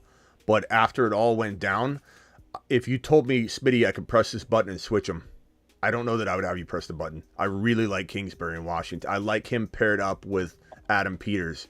I love this coaching combination between the Atlanta Falcons and Washington Commanders. I just think Dan Quinn, I don't know why he takes so much heat. Not only the Dallas Cowboys are a phenomenal defense for years. Like, what are people talking about? Why are people? I think when he's coaching the Falcons, he got some heat off of that. Yeah. It was his first job. Yeah, he's got a 500 record coaching. His head coaching record is 40. Yeah, right. But I got you. But this is, he's set up, I think, beautifully in this situation. Yeah. And you could say Raheem Morris failed with the Redskins. What does that have to do with anything? You know what I mean? Like, you can't just take all of that history and say, well, right now he's ready. Raheem Morris is ready. Or the Buccaneers. I see the Redskins. I'm sorry, the Buccaneers. Yeah, that was a long time ago. I know. I do think that Cliff Kingsbury probably will be a better fit too, especially if Washington is able to get Caleb Williams, because he coached at USC, so at least they have a connection. Yeah, but you got to admit, I think Kingsbury could be better. You got to admit though, if he does get Williams. Hey, media, you got to admit though, the fan base is so dead against Kingsbury, no matter what. Like your fan base. I think it's just we like to make fun of him and poke at him. It's not like we actually, You guys think he's trash. You think Hurts is trash. You think Kingsbury's trash. You think you guys like Kyler Murray now because Debo likes him. Debo said, "Come on, Kyler," and you guys all love Kyler now. I don't. I'll be honest with you. I was very down on the extension Kyler got. I did not think he deserved it yet, but I have to admit, I'm feeling a little bit optimistic about him right now. I feel like he grew a lot last year. He's still very young. Keep going through. Smitty missed my comment. Keep going though. GM, Vice President Operations, and President of Operations. You talking about? Kyle? Oh, Lynch. What are you talking about there, Bob? And then somebody asked me like 3 times, how long have I played fantasy? Who is that? He kept asking me this question. How long do you play fantasy? How long do you play fantasy? Chris Foster. Foster, yeah. Where is it? I got it on the screen right here, I think. No, it's right here. I told him to call in. He was saying he actually... Chris, probably since you were in diapers. Probably when your parents had a candlelight dinner and discussed having you. I think maybe right around then. I've been playing fantasy for a while. Unless you're an old man, Chris, it's probably all accurate. I would say I played fantasy football for, I have to get a calculator out. I'd probably say 31 years. Yeah. Wow. Yeah, 31 years. I told him to call in because Smitty, what do you want your Cardinals to do with the fourth 31 years. Media's got another 8 years before he's 31. Yeah, so 30. So when you were sick, you were in diapers then, Chris. He says I'm old. I'm 38. My 30. Oh, your 38th year. I thought you said you were 38. Okay. Yeah. So maybe you weren't in diapers, but definitely played for 30, 31. So it looks like Chris has been playing a little longer. You're the first person I've met in a long time that's played longer than I have. We're talking about newspaper days. Chris and I were getting out the box score, going to the library, and adding up who won. You didn't know there's no live scoring. There's no websites. There's no internet. When I played fantasy for the first 3 years or so, there was no internet. Internet did not even exist yet to the random. So did you guys just have to do it on paper and stuff? How'd you draft? Yeah, you did it in a notebook, a spiral notebook, and you had a commissioner. You had a commissioner that would go to the library. You'd all meet him there with your breakfast. You'd have your warmed up donut and your little thing of milk. You go early on Mondays, a little bit early, or Tuesdays. You get the paper off that newspaper off of that wood rack that had it all draped over it, and you bring it over to the table, and the librarian would be like, and you'd be like, you stick your tongue up while you're calculating, like the kids do, and you'd sit there and you'd add it all up, and you'd be waiting on pins and needles who won the matchup, who's in first place. You had no idea. No one knew how many points they scored. You what? Did you all draft together, Oh yeah, over the phone? I remember. You must have done it all in person, right? The way I got into fantasy is I took the wrong bus home from school when I was a young tyke, and I got on the wrong bus. I met a new friend because I took the wrong bus home. Went into his house. I was scared to death because I wasn't nowhere near my house. My mom worked until 6 p.m. I don't know how I was going to get home. I was scared to death. And I remember we're drafting a fantasy football team. And I'm like, okay. And so we drafted fantasy football teams, and then we simulate the season on Tecmo Bowl. And we'd all put in $1 or $5 and draft these teams. And then we simulate the season on Tecmo Bowl, and the winner would take the pot. Then we draft again. Then we simulate the seasons on Tecmo Bowl. That's how I got into fantasy football. I wasn't even into the NFL. I got into the NFL and fantasy at the exact same time, which is why I have kind of a unique spin on it, because I can separate myself without bias like no other. I know people think I'm biased. You got a couple people in here that said I got the thickest glasses of all. I don't. You think I do, but I don't. I can separate everything because I learned to from the beginning. But I have to admit, my first pick, because I didn't know, my first pick was Troy Aikman. And they all laughed at me. They're like, I'm like, but isn't he the best quarterback? And he wins Super Bowls. And they're like, but he doesn't score fantasy points. And so I learned really quickly. Man. Jerry Rice. I want to say who it was. Jerry Rice. It was Steve Young. It was Steve Young. Steve Young. It wasn't Joe Montana yet. It was Steve Young already, I think, at that point. I forget. Thurman Thomas. Those are the guys. All right. Real quickly, let's go around the horn real quick. Is Ron Navy still with us, or is he passed out and asleep? He hasn't talked in forever. He must fall asleep. I haven't heard him. Ron? Yeah, probably. Ron? Hey, Ron? Ron? You're on mute, brah. There's one thing Ron's good at is putting himself on mute when he's starting to pass out. We've never caught him snoring. Yeah. Having a nightmare. Yeah. All right, let's go over to George from the Bay. George from the Bay, you got any final thoughts? Chris Carter, yeah. Andre the reason why I called it was I wanted to get in on that Justin Fields take. And now, this is just how I feel about it. I think Chicago is absolutely ridiculously stupid if they end up trading Fields. But But you know what? Like, it might be the best thing for Fields because that team is absolutely garbage. Absolutely, absolute garbage. Did you hear? Did you? I want him to go. I want him to go to a team where he can actually thrive. You know, so you know, I don't know what they're going to do at one, but if they do get rid of him, he needs to go to a contender. And piggyback on that thought is, I think out of all the spots where one of these rookie quarterbacks can get drafted, Washington is the best spot. So I'm hoping Caleb goes there. You know, Drake May is okay. He's decent. You know, but I mean, if Washington can somehow pull off a trade to get Justin Fields, that would be the ultimate dream scenario for me. Yeah, but bro, I don't know if you were here for my 8 p.m. show, but that's where I said similar thing is that I probably sound like I'm giving two answers in some respect when I say Chicago's stupid for trading Fields, but Fields will fail in Chicago. So no matter what happens, it's the best thing for him, and those two things can exist at the same time. So yeah, Chicago, so a lot of the people who don't know football, what they do is they look at the quarterback records, right? But quarterback records have to do with how your team does. I mean, look at Brock Purdy. Brock Purdy's on a good team; he's got a really good record. Justin Fields' stats have improved every single season. His completion percentage, his yards, his touchdown to interception ratio. Now, obviously, he missed 4 or 5 games last year. Let's see. If he actually plays a full season, I guarantee he finishes in the top 10 in fantasy. Yeah, of course. So, I mean, you put him on any team that's good, with good playmakers around him, with a good offensive line, he's top 5 quarterback in my opinion. Bro, he's unbelievable. He just needs to be cultivated properly, and Chicago will not do that, especially Shane Waldron. But I'll tell you, I feel a little differently about Caleb.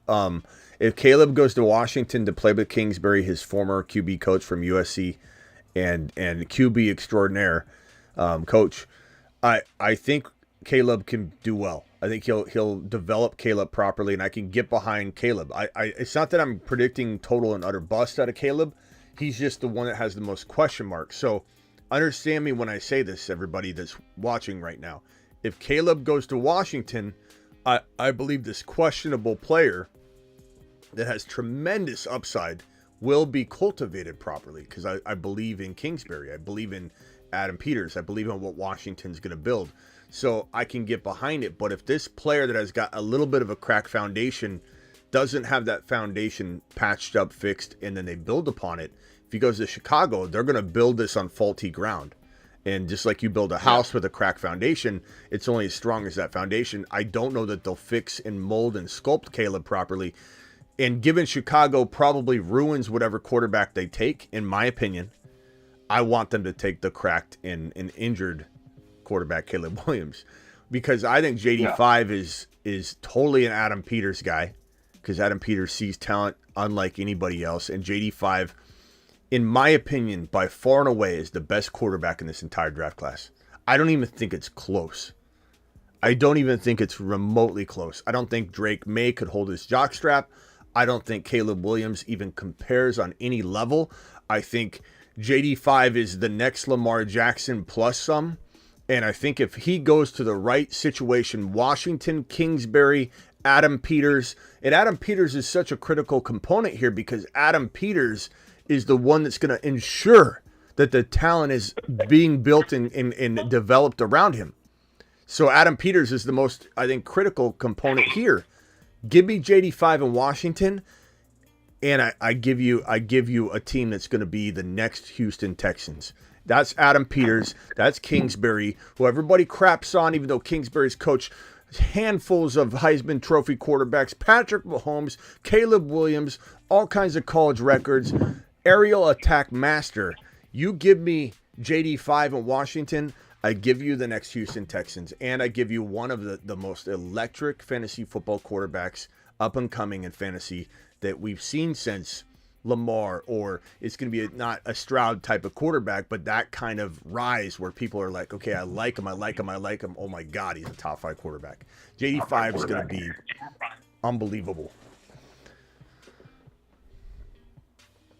Yeah, I agree with that. JD5 is awesome. You talk about Caleb Williams going to Washington. I don't see him falling to 2 unless Chicago makes a bonehead move and takes Drake May number 1. Well, I don't know if you're here for the earlier part of this show, but as I said, bro, it's easy to say that now, but every year somebody rises and falls, and a lot of times the quarterback that's expected to go 1 doesn't go 1. It's happened so many years in the past. And I know everybody thinks it's a lock, but we're at February 19, man. February 19. Or for some of you, it's February 20 already. We got a combine they might neglect to do too much at. We'll find out. You got pro days. Those pro days they could make May the number 1 prospect across almost everybody's board, or it can make him the 3rd or 4th. It can make JD5 the clear-cut number 1 overall player. And if Chicago doesn't want to mess around with the mobile quarterback again, which I think is probably their thinking, right? Then they trade down and they take their chances with K. Don't be shocked if the team trades up for JD5. That's all I'm saying. I'm not saying that it won't go the way you're talking or that everybody else is talking. Caleb won. But we're in February right now, and there's no cemented in quarterback. I know people want to think so, but there's also that fatigue syndrome where you get fatigue on the guy that's constantly being talked about. This happens in politics all the time. The lead candidate in a political race, there's fatigue. There's big name fatigue where you just keep hearing it, and you're so glad to hear another name, you start gravitating toward it. And so JD5 might take advantage of some of that too. We'll see. May's going to be a potential magnet for that as well. Yeah. All right, man. I'll let you go. All right, later, bro. Marsman Rock Out on the phone line live. What's up, Marsman Rock Out? What do you know? What do you hear? What do you say? We think about Fields to New Orleans. I know Carr's there, but that could be a good spot for him if he didn't go to Atlanta. Let's be honest. Is New Orleans smart enough as an organization to do that? Do I like it? Sure. Sorry, anybody out there. You know it's true though. You know this organization. I don't know.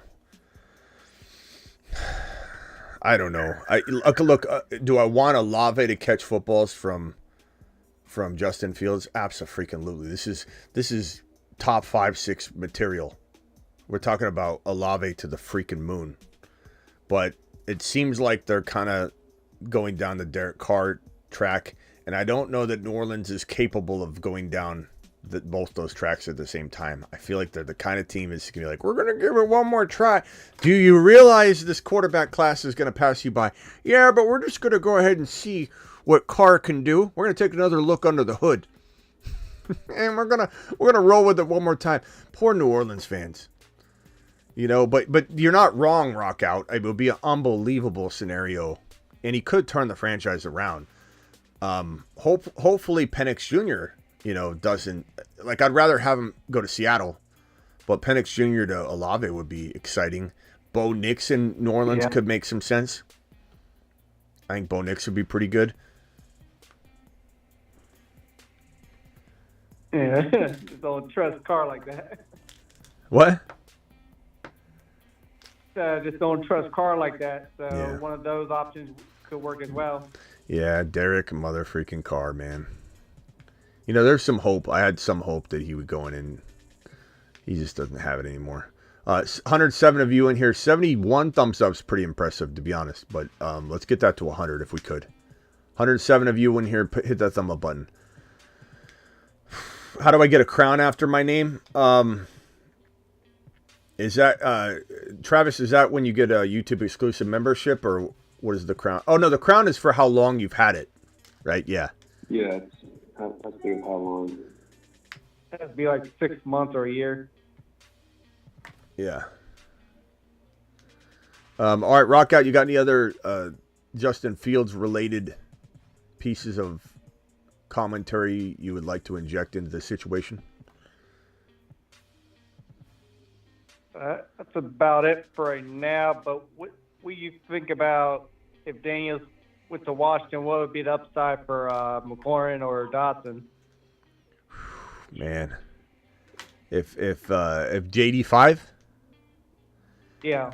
I think McLaurin's got a good year left, maybe 2, but Ziggy, how old is Terry McLaurin?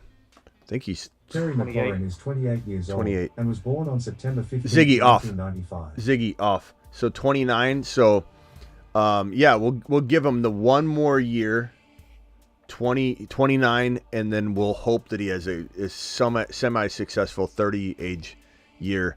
But really, Dotson, I hope, is the one that really responds and has an amazing, bounce back. Again, metrics were all great for Dotson. It wasn't like Watson where he was continuously getting hurt and there's a lot of negatives and there's literally no upside for Christian Watson. But Dotson, all the metrics show him getting open. It's weird. Like when you look at it, you almost can't fathom how he had a bad year. He just wasn't getting the football. But even Sam Howell was like doing good at times, and you're like, why isn't he connecting with him? So I don't know. Smitty, if Fields is to the Falcons, how do you value Ritter in Dynasty? 0. I'm sorry I left this up here so long. I meant to poo-poo that question a while ago. I don't like Ritter if he's starting. Let me put it this way. If Ritter's starting, I don't draft him. And he's not going to be starting, so I certainly don't value him at all. If you can get rid of him for even a kicker, I would do it. All right, rock out. Appreciate you. All right, see you. Later. Let's go over to media. 49er media. Almost a graduate. Almost a license, driver's license owning man. What can I do for you? Final thoughts?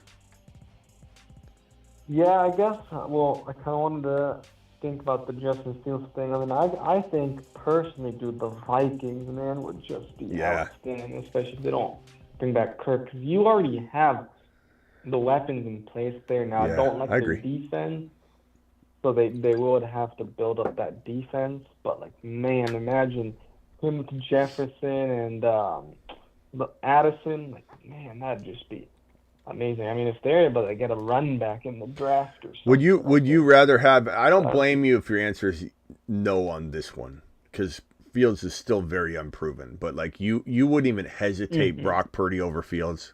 I don't blame you on this one, but do you even? No, okay. I wouldn't. Yeah, no.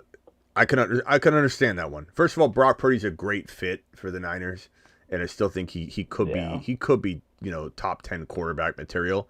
I just don't see him as a top 5 guy yet. I think people are off the rocker. Mm-hmm. But I do think that you're not crazy for being like no on that, or wanting him over a rookie or anything like that. I get it. Minnesota would be great. Denver is going to be, I think, a dark horse in it because, again, Sean Payton has already made it clear they're moving on. Like, what's he going to do? He's got to go big. He's got to go swing real big. Las Vegas is capable of going big or sliding under the threshold of a big time. I don't know. We'll see. I think they could go rookie. New Orleans might just not address quarterback at all. I don't know. Seattle could take like Rattler in the second round. Something like that. That wouldn't be bad. I think Rattler could climb on boards, but I don't know if he'll be a first rounder. What do you want your Cardinals to do? Marvin Harrison Jr. No doubt about it. Makes sense, yeah. Yeah. Would I rather, for fantasy purposes, have him elsewhere? Maybe, but I do love him in AZ though. He'll do well. Kyler can get him the ball. Isn't Marquise Hollywood Brown also free agent? Yeah, he's one of the free agents on the list here. Not one of the top 4, but he's right around 5. I would say, like the fourth, fifth, or 6th available wide receiver. Definitely. All right, media. We'll see you later, bro. Alrighty. Media to the moon. Ron Navy, any final thoughts? Hello, Ron. You're on the show live still. Ron? He's got Hey. There he is. Did I just wake you up? Oh, he's there. Did I wake you? I went out hard, dude. It's been a long day. I'm sorry. But figured you were tired. I was out. Did my crackly voice just disturb your sleep? Oh my I just God. picture Ron sitting up in the lazy boy straight up. He's like, oh, hello, hello, Ron. This is your mother. I am in recline. Oh, God. So, any closing thoughts on everything that you just missed? That's hard to have. Last thing I remember is is talking Niner about the Niner fans. You missed a big show, Ron. We're an hour and 50 minutes in. Are we really? Yeah. Holy snipers! A lot was covered. Yeah. You have to Wow, re-listen to it, fall asleep again. Maybe subconsciously I'll recall some of the stuff. We did hear you yell a couple times, Tomlin. All right, we'll see you later, Ron. Go. No, I was. Lay back, listen to the replay. It'll sound like brand new. Yeah, when you went on to the 425 caller, I muted. That was the beginning of the show. It was like 20 minutes that was in. it for me. Let's go to the 425 caller. We added like 7 callers. 49er Media was on. Before I called him. 49er Media was on. Before I George called. from the Bay was on. We were talking about Purdy and 49er goggles and all that. It was great. Yeah, I have to re-listen. All right. Oh my God! It'll sound like new. All right. Later on. Go put the lazy boy back in position. Later. All right, later. Buddy. All right, bye. Bye. Bob, you missed some thoughts on Fields to Denver, says Bob. You missed some you missed some thoughts on Fields to Denver. Did I miss? Oh, Bob, I'm sorry. Bob dropping 2 super chats. Did I get to this one? Bob says, please, at the end of this, and walk us through each player. Oh, Bob, those drafts take 45 minutes to go through. Maybe we'll jump in a draft together, but I don't know that I can go through every pick and every. Bob, we're closing shop right now. But Bob, I appreciate your $5 hauler, and my show's better than TV. Thank you, appreciate you. Your show is better than most sports shows on TV. Most of them, Bob. We got to fix that. All of them. Bob, we'll jump into an underdog draft in a second. I hope I can finish it before I fall asleep. But we'll jump into one together. Everybody, go to Underdog Fantasy promo code Smitty. We'll jump in a draft right now, real quickly. Hold on, let me drop a link, Travis. 1 second. Underdog Fantasy. Bob's a member now. Bob's a member. Bob just became a member. He just did it live. Bob, appreciate you. To the moon. Just drop the link in the live chat. Click that link. The link's in the description of the video if you're watching a replay of the show. Let me see if I can plug in real quickly here. Hold on. And we'll jump into a draft. I'm not going to stream the whole thing. I'll probably stream like the first round or two, and then I'll try and, God, I hope I stay awake. If you start seeing me draft bad picks, it's because I fell asleep. I pulled a Ron Navy. And I passed out. Oh, it won't even let me join. We'll join it together, though. We'll join it together. So go to Underdog Fantasy, promo code Smitty. Okay, I'm going to wait about 5 seconds to make sure I'm jumping at the same time as you. It won't let me show on my screen. I have to restart my computer. I'm sorry. So go to the big board. $10 entries, the big board, Underdog Fantasy, promo code Smitty. Punch the big board, okay? Hit the green button right now and jump in. $10, the big board. I'm going to wait about 6 to 7 more seconds, and then I'm clicking on it, and we're all going to be in a draft together.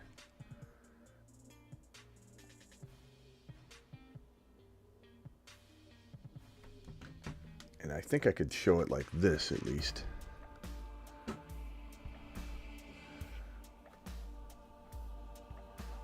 Anything else, Travis, before I leave? Whoever was asking those badges, after 2 months, you get month 2 to month 6, you get the crown for the badge, and then from once you're for a year, you get the headphones. All right. Just to answer that question. And then just what Bob was saying to Denver. Do you think they might? You had said you think they could get in on Fields, right, Denver? Yeah, I think they'll be a dark horse to jump in. Draft starts in 1 minute. It looks like who got in here? Ty something. CEX HS. God, weird names tonight. Hod's in here. Is that Hod Prime? Blunt got in. Stage. DeBalt's in here. Knuckles. Is that Frankie? Rockout got in. What? Rockout got in. Boosted got in. Who's Boosted? I forget. And Hoosiers got in. We got a full house. This is a full house of drafters. Yeah. Good crowd. We got a lot of our people in here. Board view. I'm only going to go through like 2 rounds and then I'm going to jump.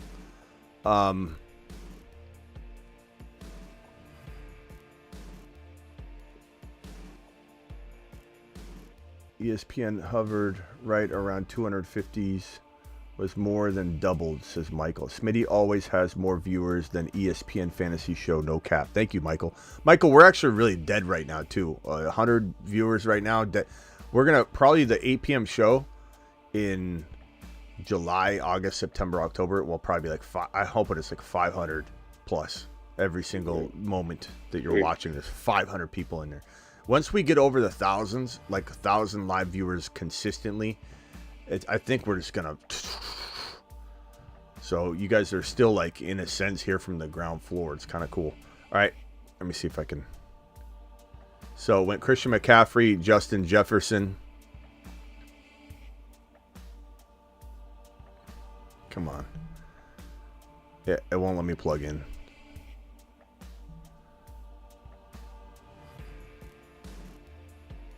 One of one was saying Boosted was the Garrett Wilson jersey winner. Oh, that's right. That's right. Okay. Let me see if I can. Come on. There we go. Justin Jefferson, CeeDee Lamb. I'll just have to read it. Tyreek Hill, Jamar Chase, Brees, Bijan, Amon-Ra. And I'm on deck here. Rockouts on the clock. Rockouts on the clock. All right, I'll jump, Smitty. I'll let you draft. All right, later, bro. I'll talk to you next time. All right, bye. Later. If I start drafting bad, it's because I'm going to pass out. We'll go through 2 rounds. Went Puka Nacua. I'm going to go Jahmyr Gibbs. Do it live.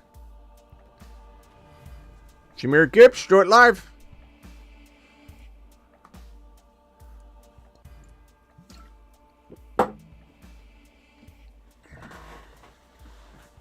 This news, go watch this show, guys. We broke this at the 8 p.m. show. Jalen Hurts, go check it out. Bunch of garbage by Chris Sims, amongst a lot of other news. A.J. Brown just got taken. Hoosiers is on the clock, back-to-back picks.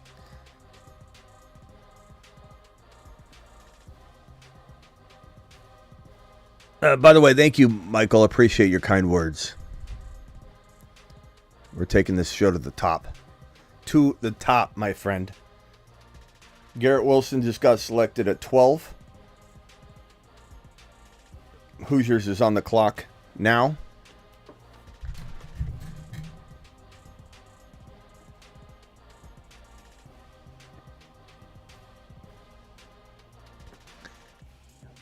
Nico Collins. God, I'm not saying it's going to fail, but God, that's early. Okay, do I go? I got to go Kyron. I mean, not having receivers is a little bit concerning, but let's go Kyron. I'm going 0 wide receiver. I went Jahmyr Gibbs and Kyron. We'll see. We will see. Not always the best approach in best ball on Underdog. Usually you do want at least 1 wide receiver if best player available allows it. But best player available told me, hey, Smitty, take Jahmyr Gibbs and Kyron and dominate the running back scoring. So I'm going to do it. And I'm going to do it live. Sandus is Smitty in a 16-man league. What is the strategy to do? I take a running back and a QB early than usual. Not necessarily. It depends on the flow, Sandu. There's no exact strategy. Best player available is going to guide me even more so in a 16-man. So I can't give you take a position instead of a player of advice, because that's the worst advice someone could give you. You gotta smash the draft as it comes, bro. You can't do that. Can I get this thing to respond? Let me try plugging it in one more time. Let's try and do this. Let's do it live.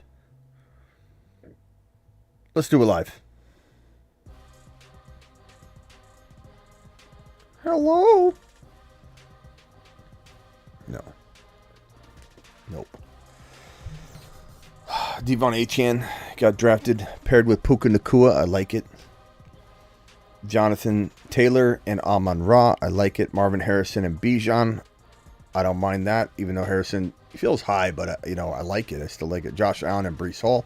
Looking good. Jamar Chase, Devontae Adams. Interesting.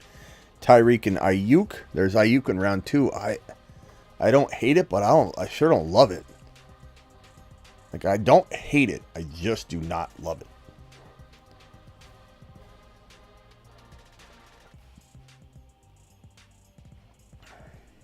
Chris Foster says I clicked the link.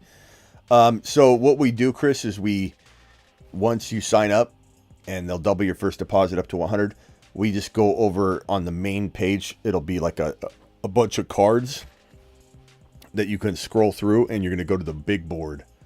And so you'll be ready for next time. But when we jump in, we'll just say, okay, open up the Underdog app, scroll on the cards till you get to the big board. And the cards are that you can like a carousel of cards, like square cards.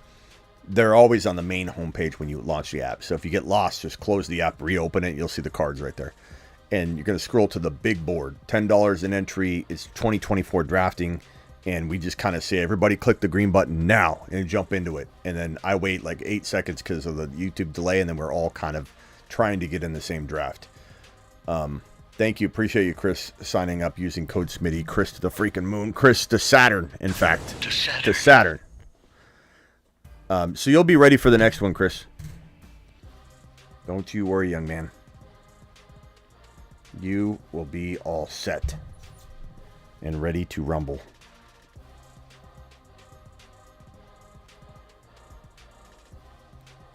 All right, I'm almost on the clock here. What do I do?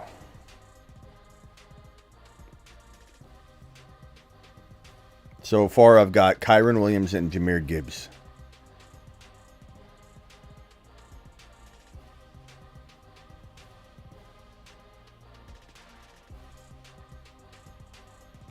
Chris, appreciate you. Chris, is this your first time watching the show?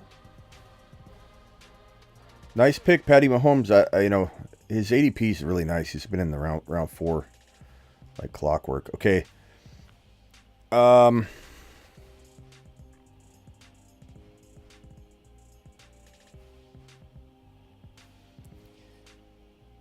This feels like a little bit of not a big reach. Just ADP wise, I took Devontae Smith. So I took Devontae Smith, my wide receiver 1, which I don't mind because I went heavy running back. I got Gibbs, Kyron, and Devontae Smith.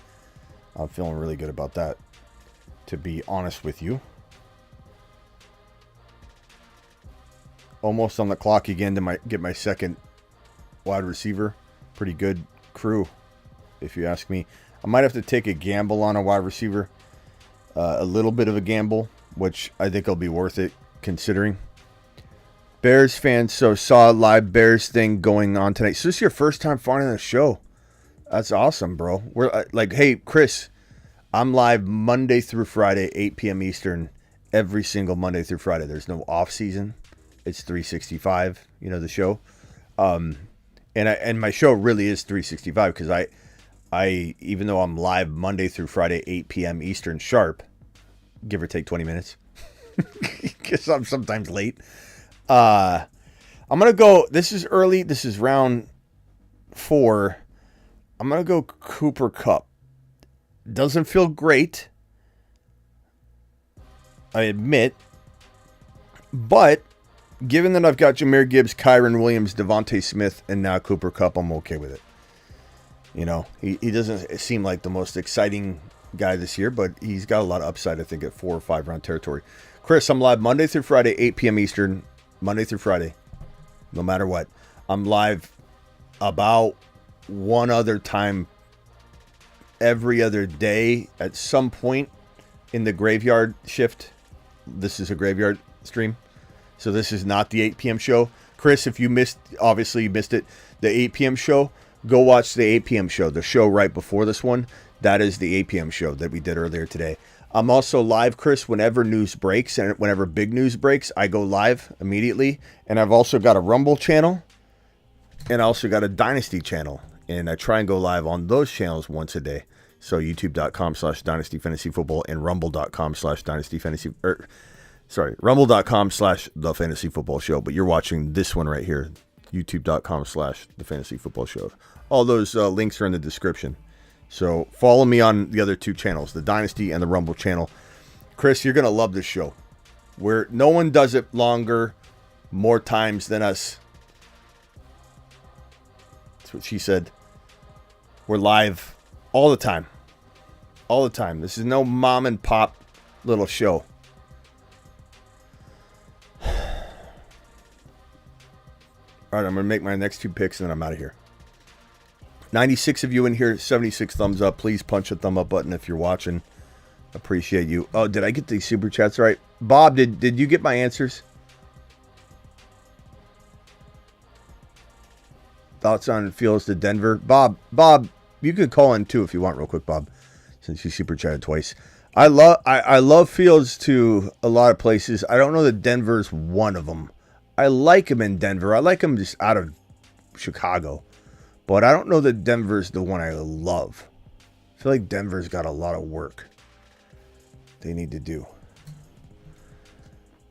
I'm a graveyard guy. I coach high school baseball. Nice.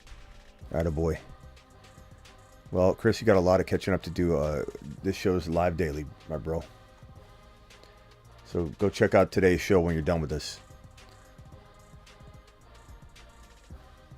We talk all of the news. It's an NFL news show, basically, the 8 p.m. show. So I cover like 16, 17 pieces of breaking news.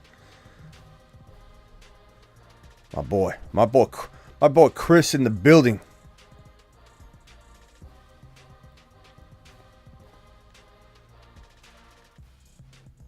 All right, my team so far.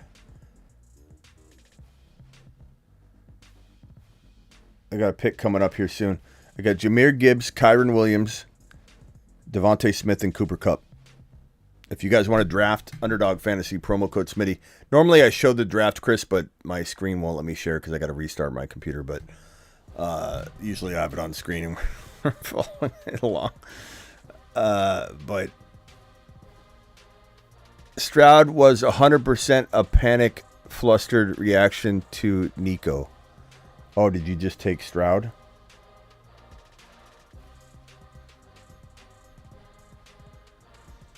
I don't think Nico is like a horrible pick, but it's certainly high. That's all. Not my guy. Just a little bit high.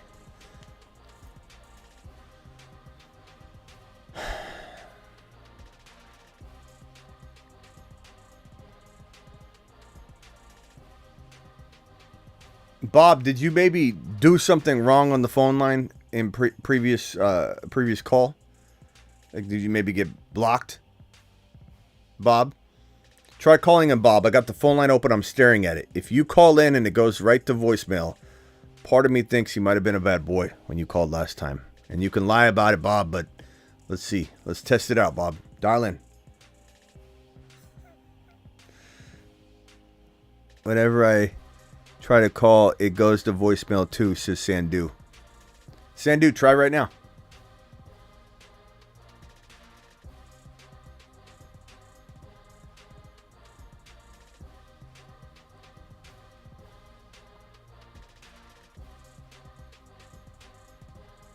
Okay, I'm on the clock.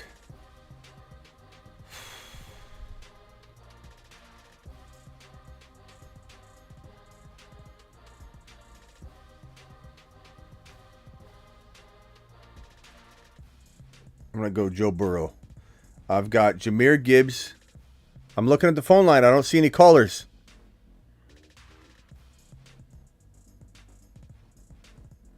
I'm looking. I got Joe Burrow, Cooper Kupp, Devontae Smith, Jahmyr Gibbs, Kyron Williams. That's my 5.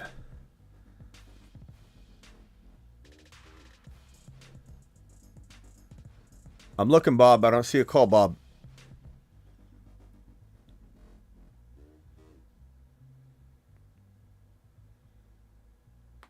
There he is. I see you, Bob. It's going to voicemail because you probably call.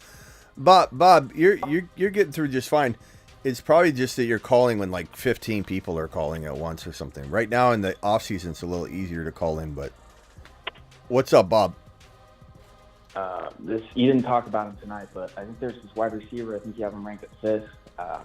McCornley, the dude out of Kentucky or Western Kentucky, West Virginia. Corley. Yeah, Corley. I think he's like 5'11", 215. Malachi. I don't know. I don't know about him. I'm kind of skeptical. I watched his entire game. People call him. When he played against Ohio State, which is basically like the only competition he played. Yeah. Kind of out of no-name school. And for me, like these guys that are going to these no-name schools, there's usually a reason. Either they didn't get offered, or they weren't good enough, or there's some sort of reason. Not always. Like a lot of the guys that are coming to these like secondary schools, Division II, they have a tendency to break records, like a lot of records. Cooper Kupp broke tons of records. He holds like the most yards at his school. Even Brock Purdy, I think he went to Iowa, broke all the records there. I don't see him translating over to the degree that a lot of other Can I ask you a question though? Did you and I get what you're saying about records, but sometimes those opportunities are just different for different players given the rise, But did you feel like Tank Dell was gonna be what Tank Dell was? Because I'm just gonna tell you, bro, the exact kind of pushback I'm getting on Malachi Corley is the same exact replicated pushback I got on Tank Dell. And I know everyone's going to try and paint that picture different, but regardless of how good he did statistically, because he almost had the hat trick in college, he was one reception shy of it, he was still doubted by everybody. And everybody said he's not going to translate, he's too small. Like Malachi Corley off of talent alone, which you got to understand, my video on my top 6 rookie wide receivers, 2 videos back or whatever it was a talent-based assessment only. The landing spot, if the NFL agrees with you, which they very much could, because that's the way the NFL is, then he's going to drop significantly on my rankings because the situation will change. So that is a talent-based assessment. I've watched every wide receiver, hours of footage on every single one, and my eye, at least, and I could be wrong, I'm not right all the time, my eye says Malachi Corley is the 4th or 5th best talent in the wide receiver pool. Regardless of stats and everything else, it's watching the physical talent. I get the talent side. That, when you watch him play, it's as if every play is designed for him. The ball's coming to him. He is the team. He was the team. He was the dude making all the stuff go there. But then again, you also said the landing spot. Like if he doesn't land in a spot where they got a QB, they got no line. They have a tremendous wide receiver on the outside, and Nico Collins, another dude, and I think it's Noah Brown. I think he was the dude there. Could have been somebody else. Like you said, the landing spot. negates how well these players do. But I think he'd be better suited in kind of like a running back role. I mean, he's no bigger than Kyron. Kyron's 5'11". Yeah, but I think you're discrediting the small school thing a lot. I mean, I know what you're saying there should be bigger records or something if he goes, but there's tons of players that have come from small schools, man. And it's not necessarily a negative thing right now in today's, I think, scouting environment. Now it's kind of like players aren't all that scared to make that move, to go to like Purdy did that. He went to a smaller school or whatever just to get that chance or whatever. And I think what's going to happen is this guy's going to go to the combine and he's going to hopefully separate himself or cement himself into a nice opportunity. And I think once people see what he's capable of doing, and given the success of Puka Nacua, you're going to have some teams looking at him and saying, you know what? Adam Peters, someone like that is going to say, this is the guy, But again, as I prefaced on that whole entire video, my 4, 5, and 6, my 1, 2, and 3 won't change probably. Would the order of them change? Maybe. Because if Odunze goes to the freaking, let's say Odunze goes to the Chargers or to the Colts, and the Colts trade up and Odunze is a Colt, or whatever, and they don't, and they will, but they don't franchise tag Pittman Jr. I'm just giving you examples, but then you've got Neighbors goes to the Giants with Danny Dimes, then Odunze's my 2. Like, as much as I love Neighbors, he can't be the second best wide receiver in my book. Situation's crazy important. While my top 3 order could change, the 3 probably won't. My 4, 5, and 6, all of them could be outside of my top 7. Number 4, number 5, number 6 could all drop out of my top 7 based on landing spot. So you got to understand the point of the ranking and the way I did it. It's all dependent on landing spot. If teams agree with you and they say, yeah, small school, I don't trust, then it is what it is. But I have a feeling a couple teams are going to look at it like I did and said, I don't really care about any of that. I'm watching him on the field. And if he goes onto the combine field and blows everyone away, then guess what? No one's going to care about the college stats. Or at least a couple teams won't. And all he's got to do is, all it takes is one dancing partner, man. And the Tank Dells are not easy to find. He's one of those guys. If that was the case, and you were drafting him in Dynasty without even knowing where he was going to go, and you're even willing to draft him, and in redraft, where would you draft him? What route? Where would I draft him in Dynasty? I don't know. We really got to feel it out. He's going in like the 14, 15, 16 round territory, man, which is part of why, you're hearing me hype him up so much, is because we're kind of like, I believe, ahead of the curve here. And so, I think it's pretty important to realize that he is Tank Dell. He's not getting drafted remotely close to the Colemans or anybody like that. So if you're in an underdog fantasy draft right now, he's going around like 15. He's going like 200 and something, I believe, overall. Like something like that. Something crazy. And what team would you want him to land at? For people wanting to know who we're talking about, Malachi Corley.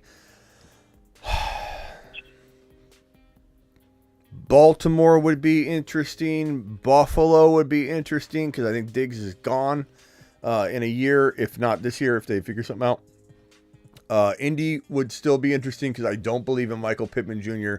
the way other people do, and I think he's getting tagged. Maybe they work out a long-term deal.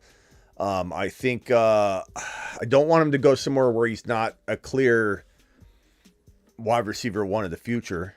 He could go to Atlanta in the later rounds. I'm not saying he even goes in, he could go in round 2. It just depends on if he climbs up everybody's board. The Chargers, he could be amazing in LA if he goes, like, let's say, obviously not 5, but if he goes in a different round to LA, that could be great. I think if the Bengals franchise tag Higgins and don't give him a long-term deal, maybe Cincinnati. And again, Corley to a team later, doesn't matter that they already have receivers or they don't need that position necessarily. Like you're going to take them, because the value's there. Like there's no shame in taking a wide receiver a tad early when it's like your third rounder or whatever, or second of 2 second rounders. But Baltimore would be interesting. They've got Flowers, but like that would still be interesting, I guess. Buffalo would be my favorite spot, I think, for the long term. Oh, did I time out? Oh, I timed out. Timed out on Monty. Could work out because I had Gibbs, but.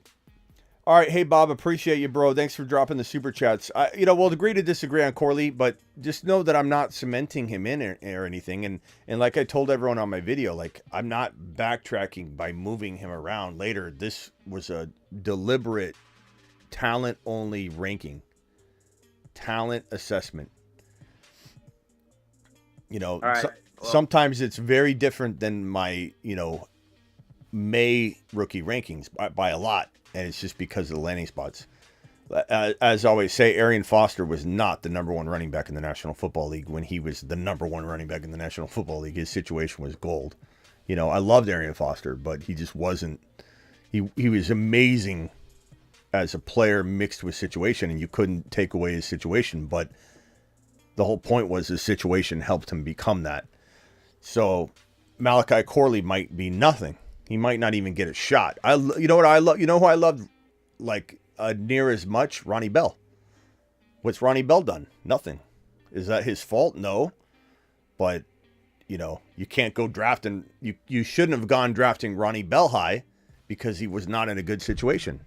But Ronnie Bell, in my opinion, if Niner fans are watching right now, Ronnie Bell, in my opinion, would be amazing if you had to resort on trading Debo, putting Ronnie Bell in as your second wide receiver option, and you get some sort of massive upgrade or help on the offensive line or whatever the hell it helps you do.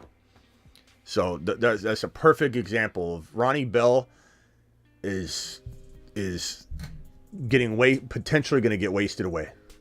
Malachi Corley could as well.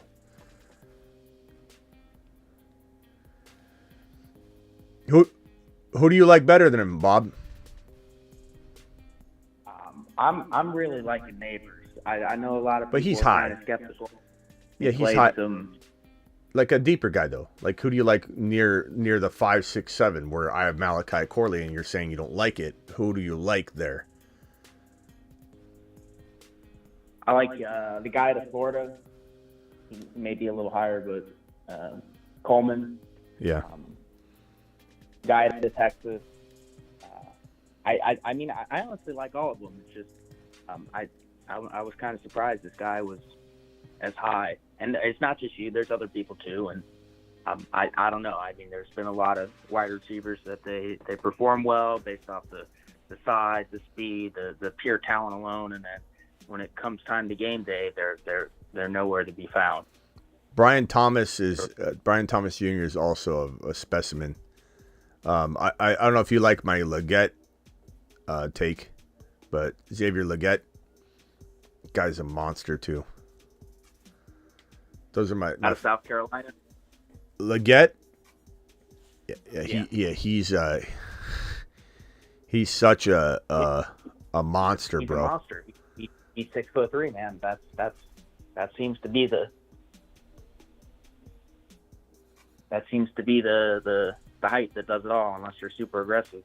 Yeah, he's fantastic. All right, bro. Appreciate you. Later. Yeah, no problem. Right. Appreciate the show. This one's been a lot longer, and a lot of other people appreciate it too. So, all right, man. Thanks. Thank you. Later. All right, guys. I'm out of here. I'm on the clock here. I timed out last time. Damn it.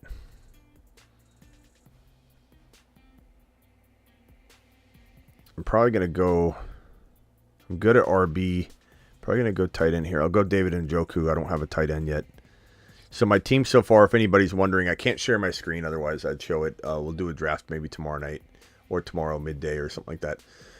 My team so far, Joseph Cigar Smoking Burrow. Joseph Cigar Smoking Burrow. I got Jahmyr Gibbs. I got Kyron Williams. I got Austin Eckler. I timed out on David Montgomery, but that's okay because I got Gibbs. My wide receivers, I have Devontae Smith, Cooper Kupp, and Jackson Smith and Jigba, and I got David Njoku. It's a pretty good team. Burrow, Gibbs, Kyron, Eckler, Monty, Devontae Smith, Kupp, JSN, and Njoku. Woo! I'm not disliking that team at all. Feeling pretty good about my team.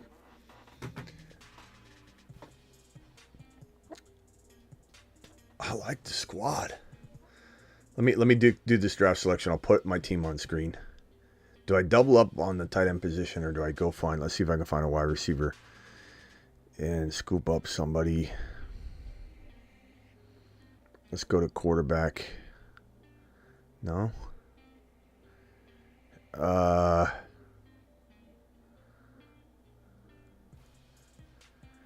I don't know how much I love David Njoku, so I'm going to go ahead and just grab another tight end and really solidify it. I would have went wide receiver, but there wasn't anybody screaming at me. So it kind of felt like that was the best move. All right, here we go. I'm going to send my roster to my screen, and we will be out of here. God, we went long tonight. I was going to come on for like 10 minutes. I was coming on for 10 minutes. 2 hours and 30 minutes later. See, that's what happens, Chris. This is a 2 hour and 30 minute live stream. Here's my team so far. Underdog Fantasy promo code Smitty. If you guys want to do this as well, all you got to do is hit this link. It's in the description of the video. If you want to jump in the next one, I just dropped the link in the live chat. It's in the description of the video if you're watching a replay. But this is my team that I've drafted so far. What screen was I on? Here we go. Joe Burrow, Jahmyr Gibbs, Kyron Williams, Eckler. Look, where's he going to be? I don't know. Montgomery, Devontae Smith, Cooper Kupp, JSN, and Njoku, Goddard. I love that squad.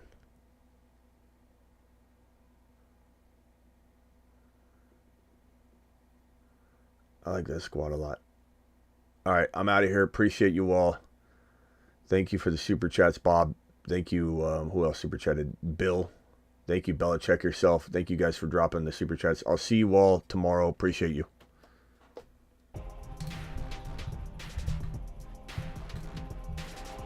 Leave it on the fields. Just in time. Fields of dreams. Fields like making love. Outstanding in his fields. Fields so good. Fields general. My field's good. Uneven playing fields. Battlefields tested. Fields. Fields. He's for reals.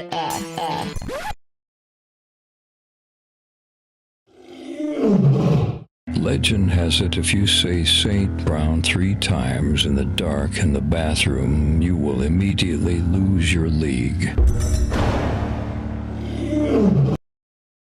He's Kyron, he's 7 feet tall, and he knows how to handle a ball.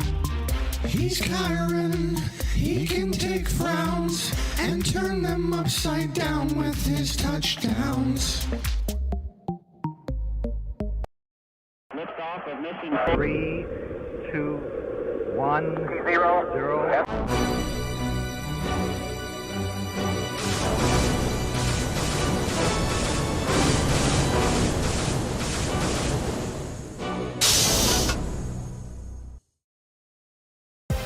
We interrupt this program to bring you a special message from the Bruce's mother.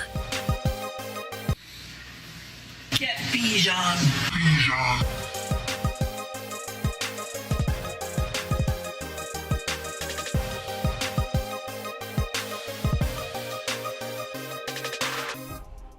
All right, guys. See you all tomorrow. Appreciate you. Don't forget, Chris and everybody else that's new here, subscribe, first of all. Subscribe to the Dynasty channel, link in description. Subscribe to the Rumble channel, link in description. And we'll be live tomorrow, 8 p.m. Eastern for sure. And we might be live during the daytime, Chris. I know you're a night owl guy, but you can rewatch the replays. But we go live when news breaks, and something tells me we got some breaking news tomorrow because today was full of news. And I'll see you all later. Peace out.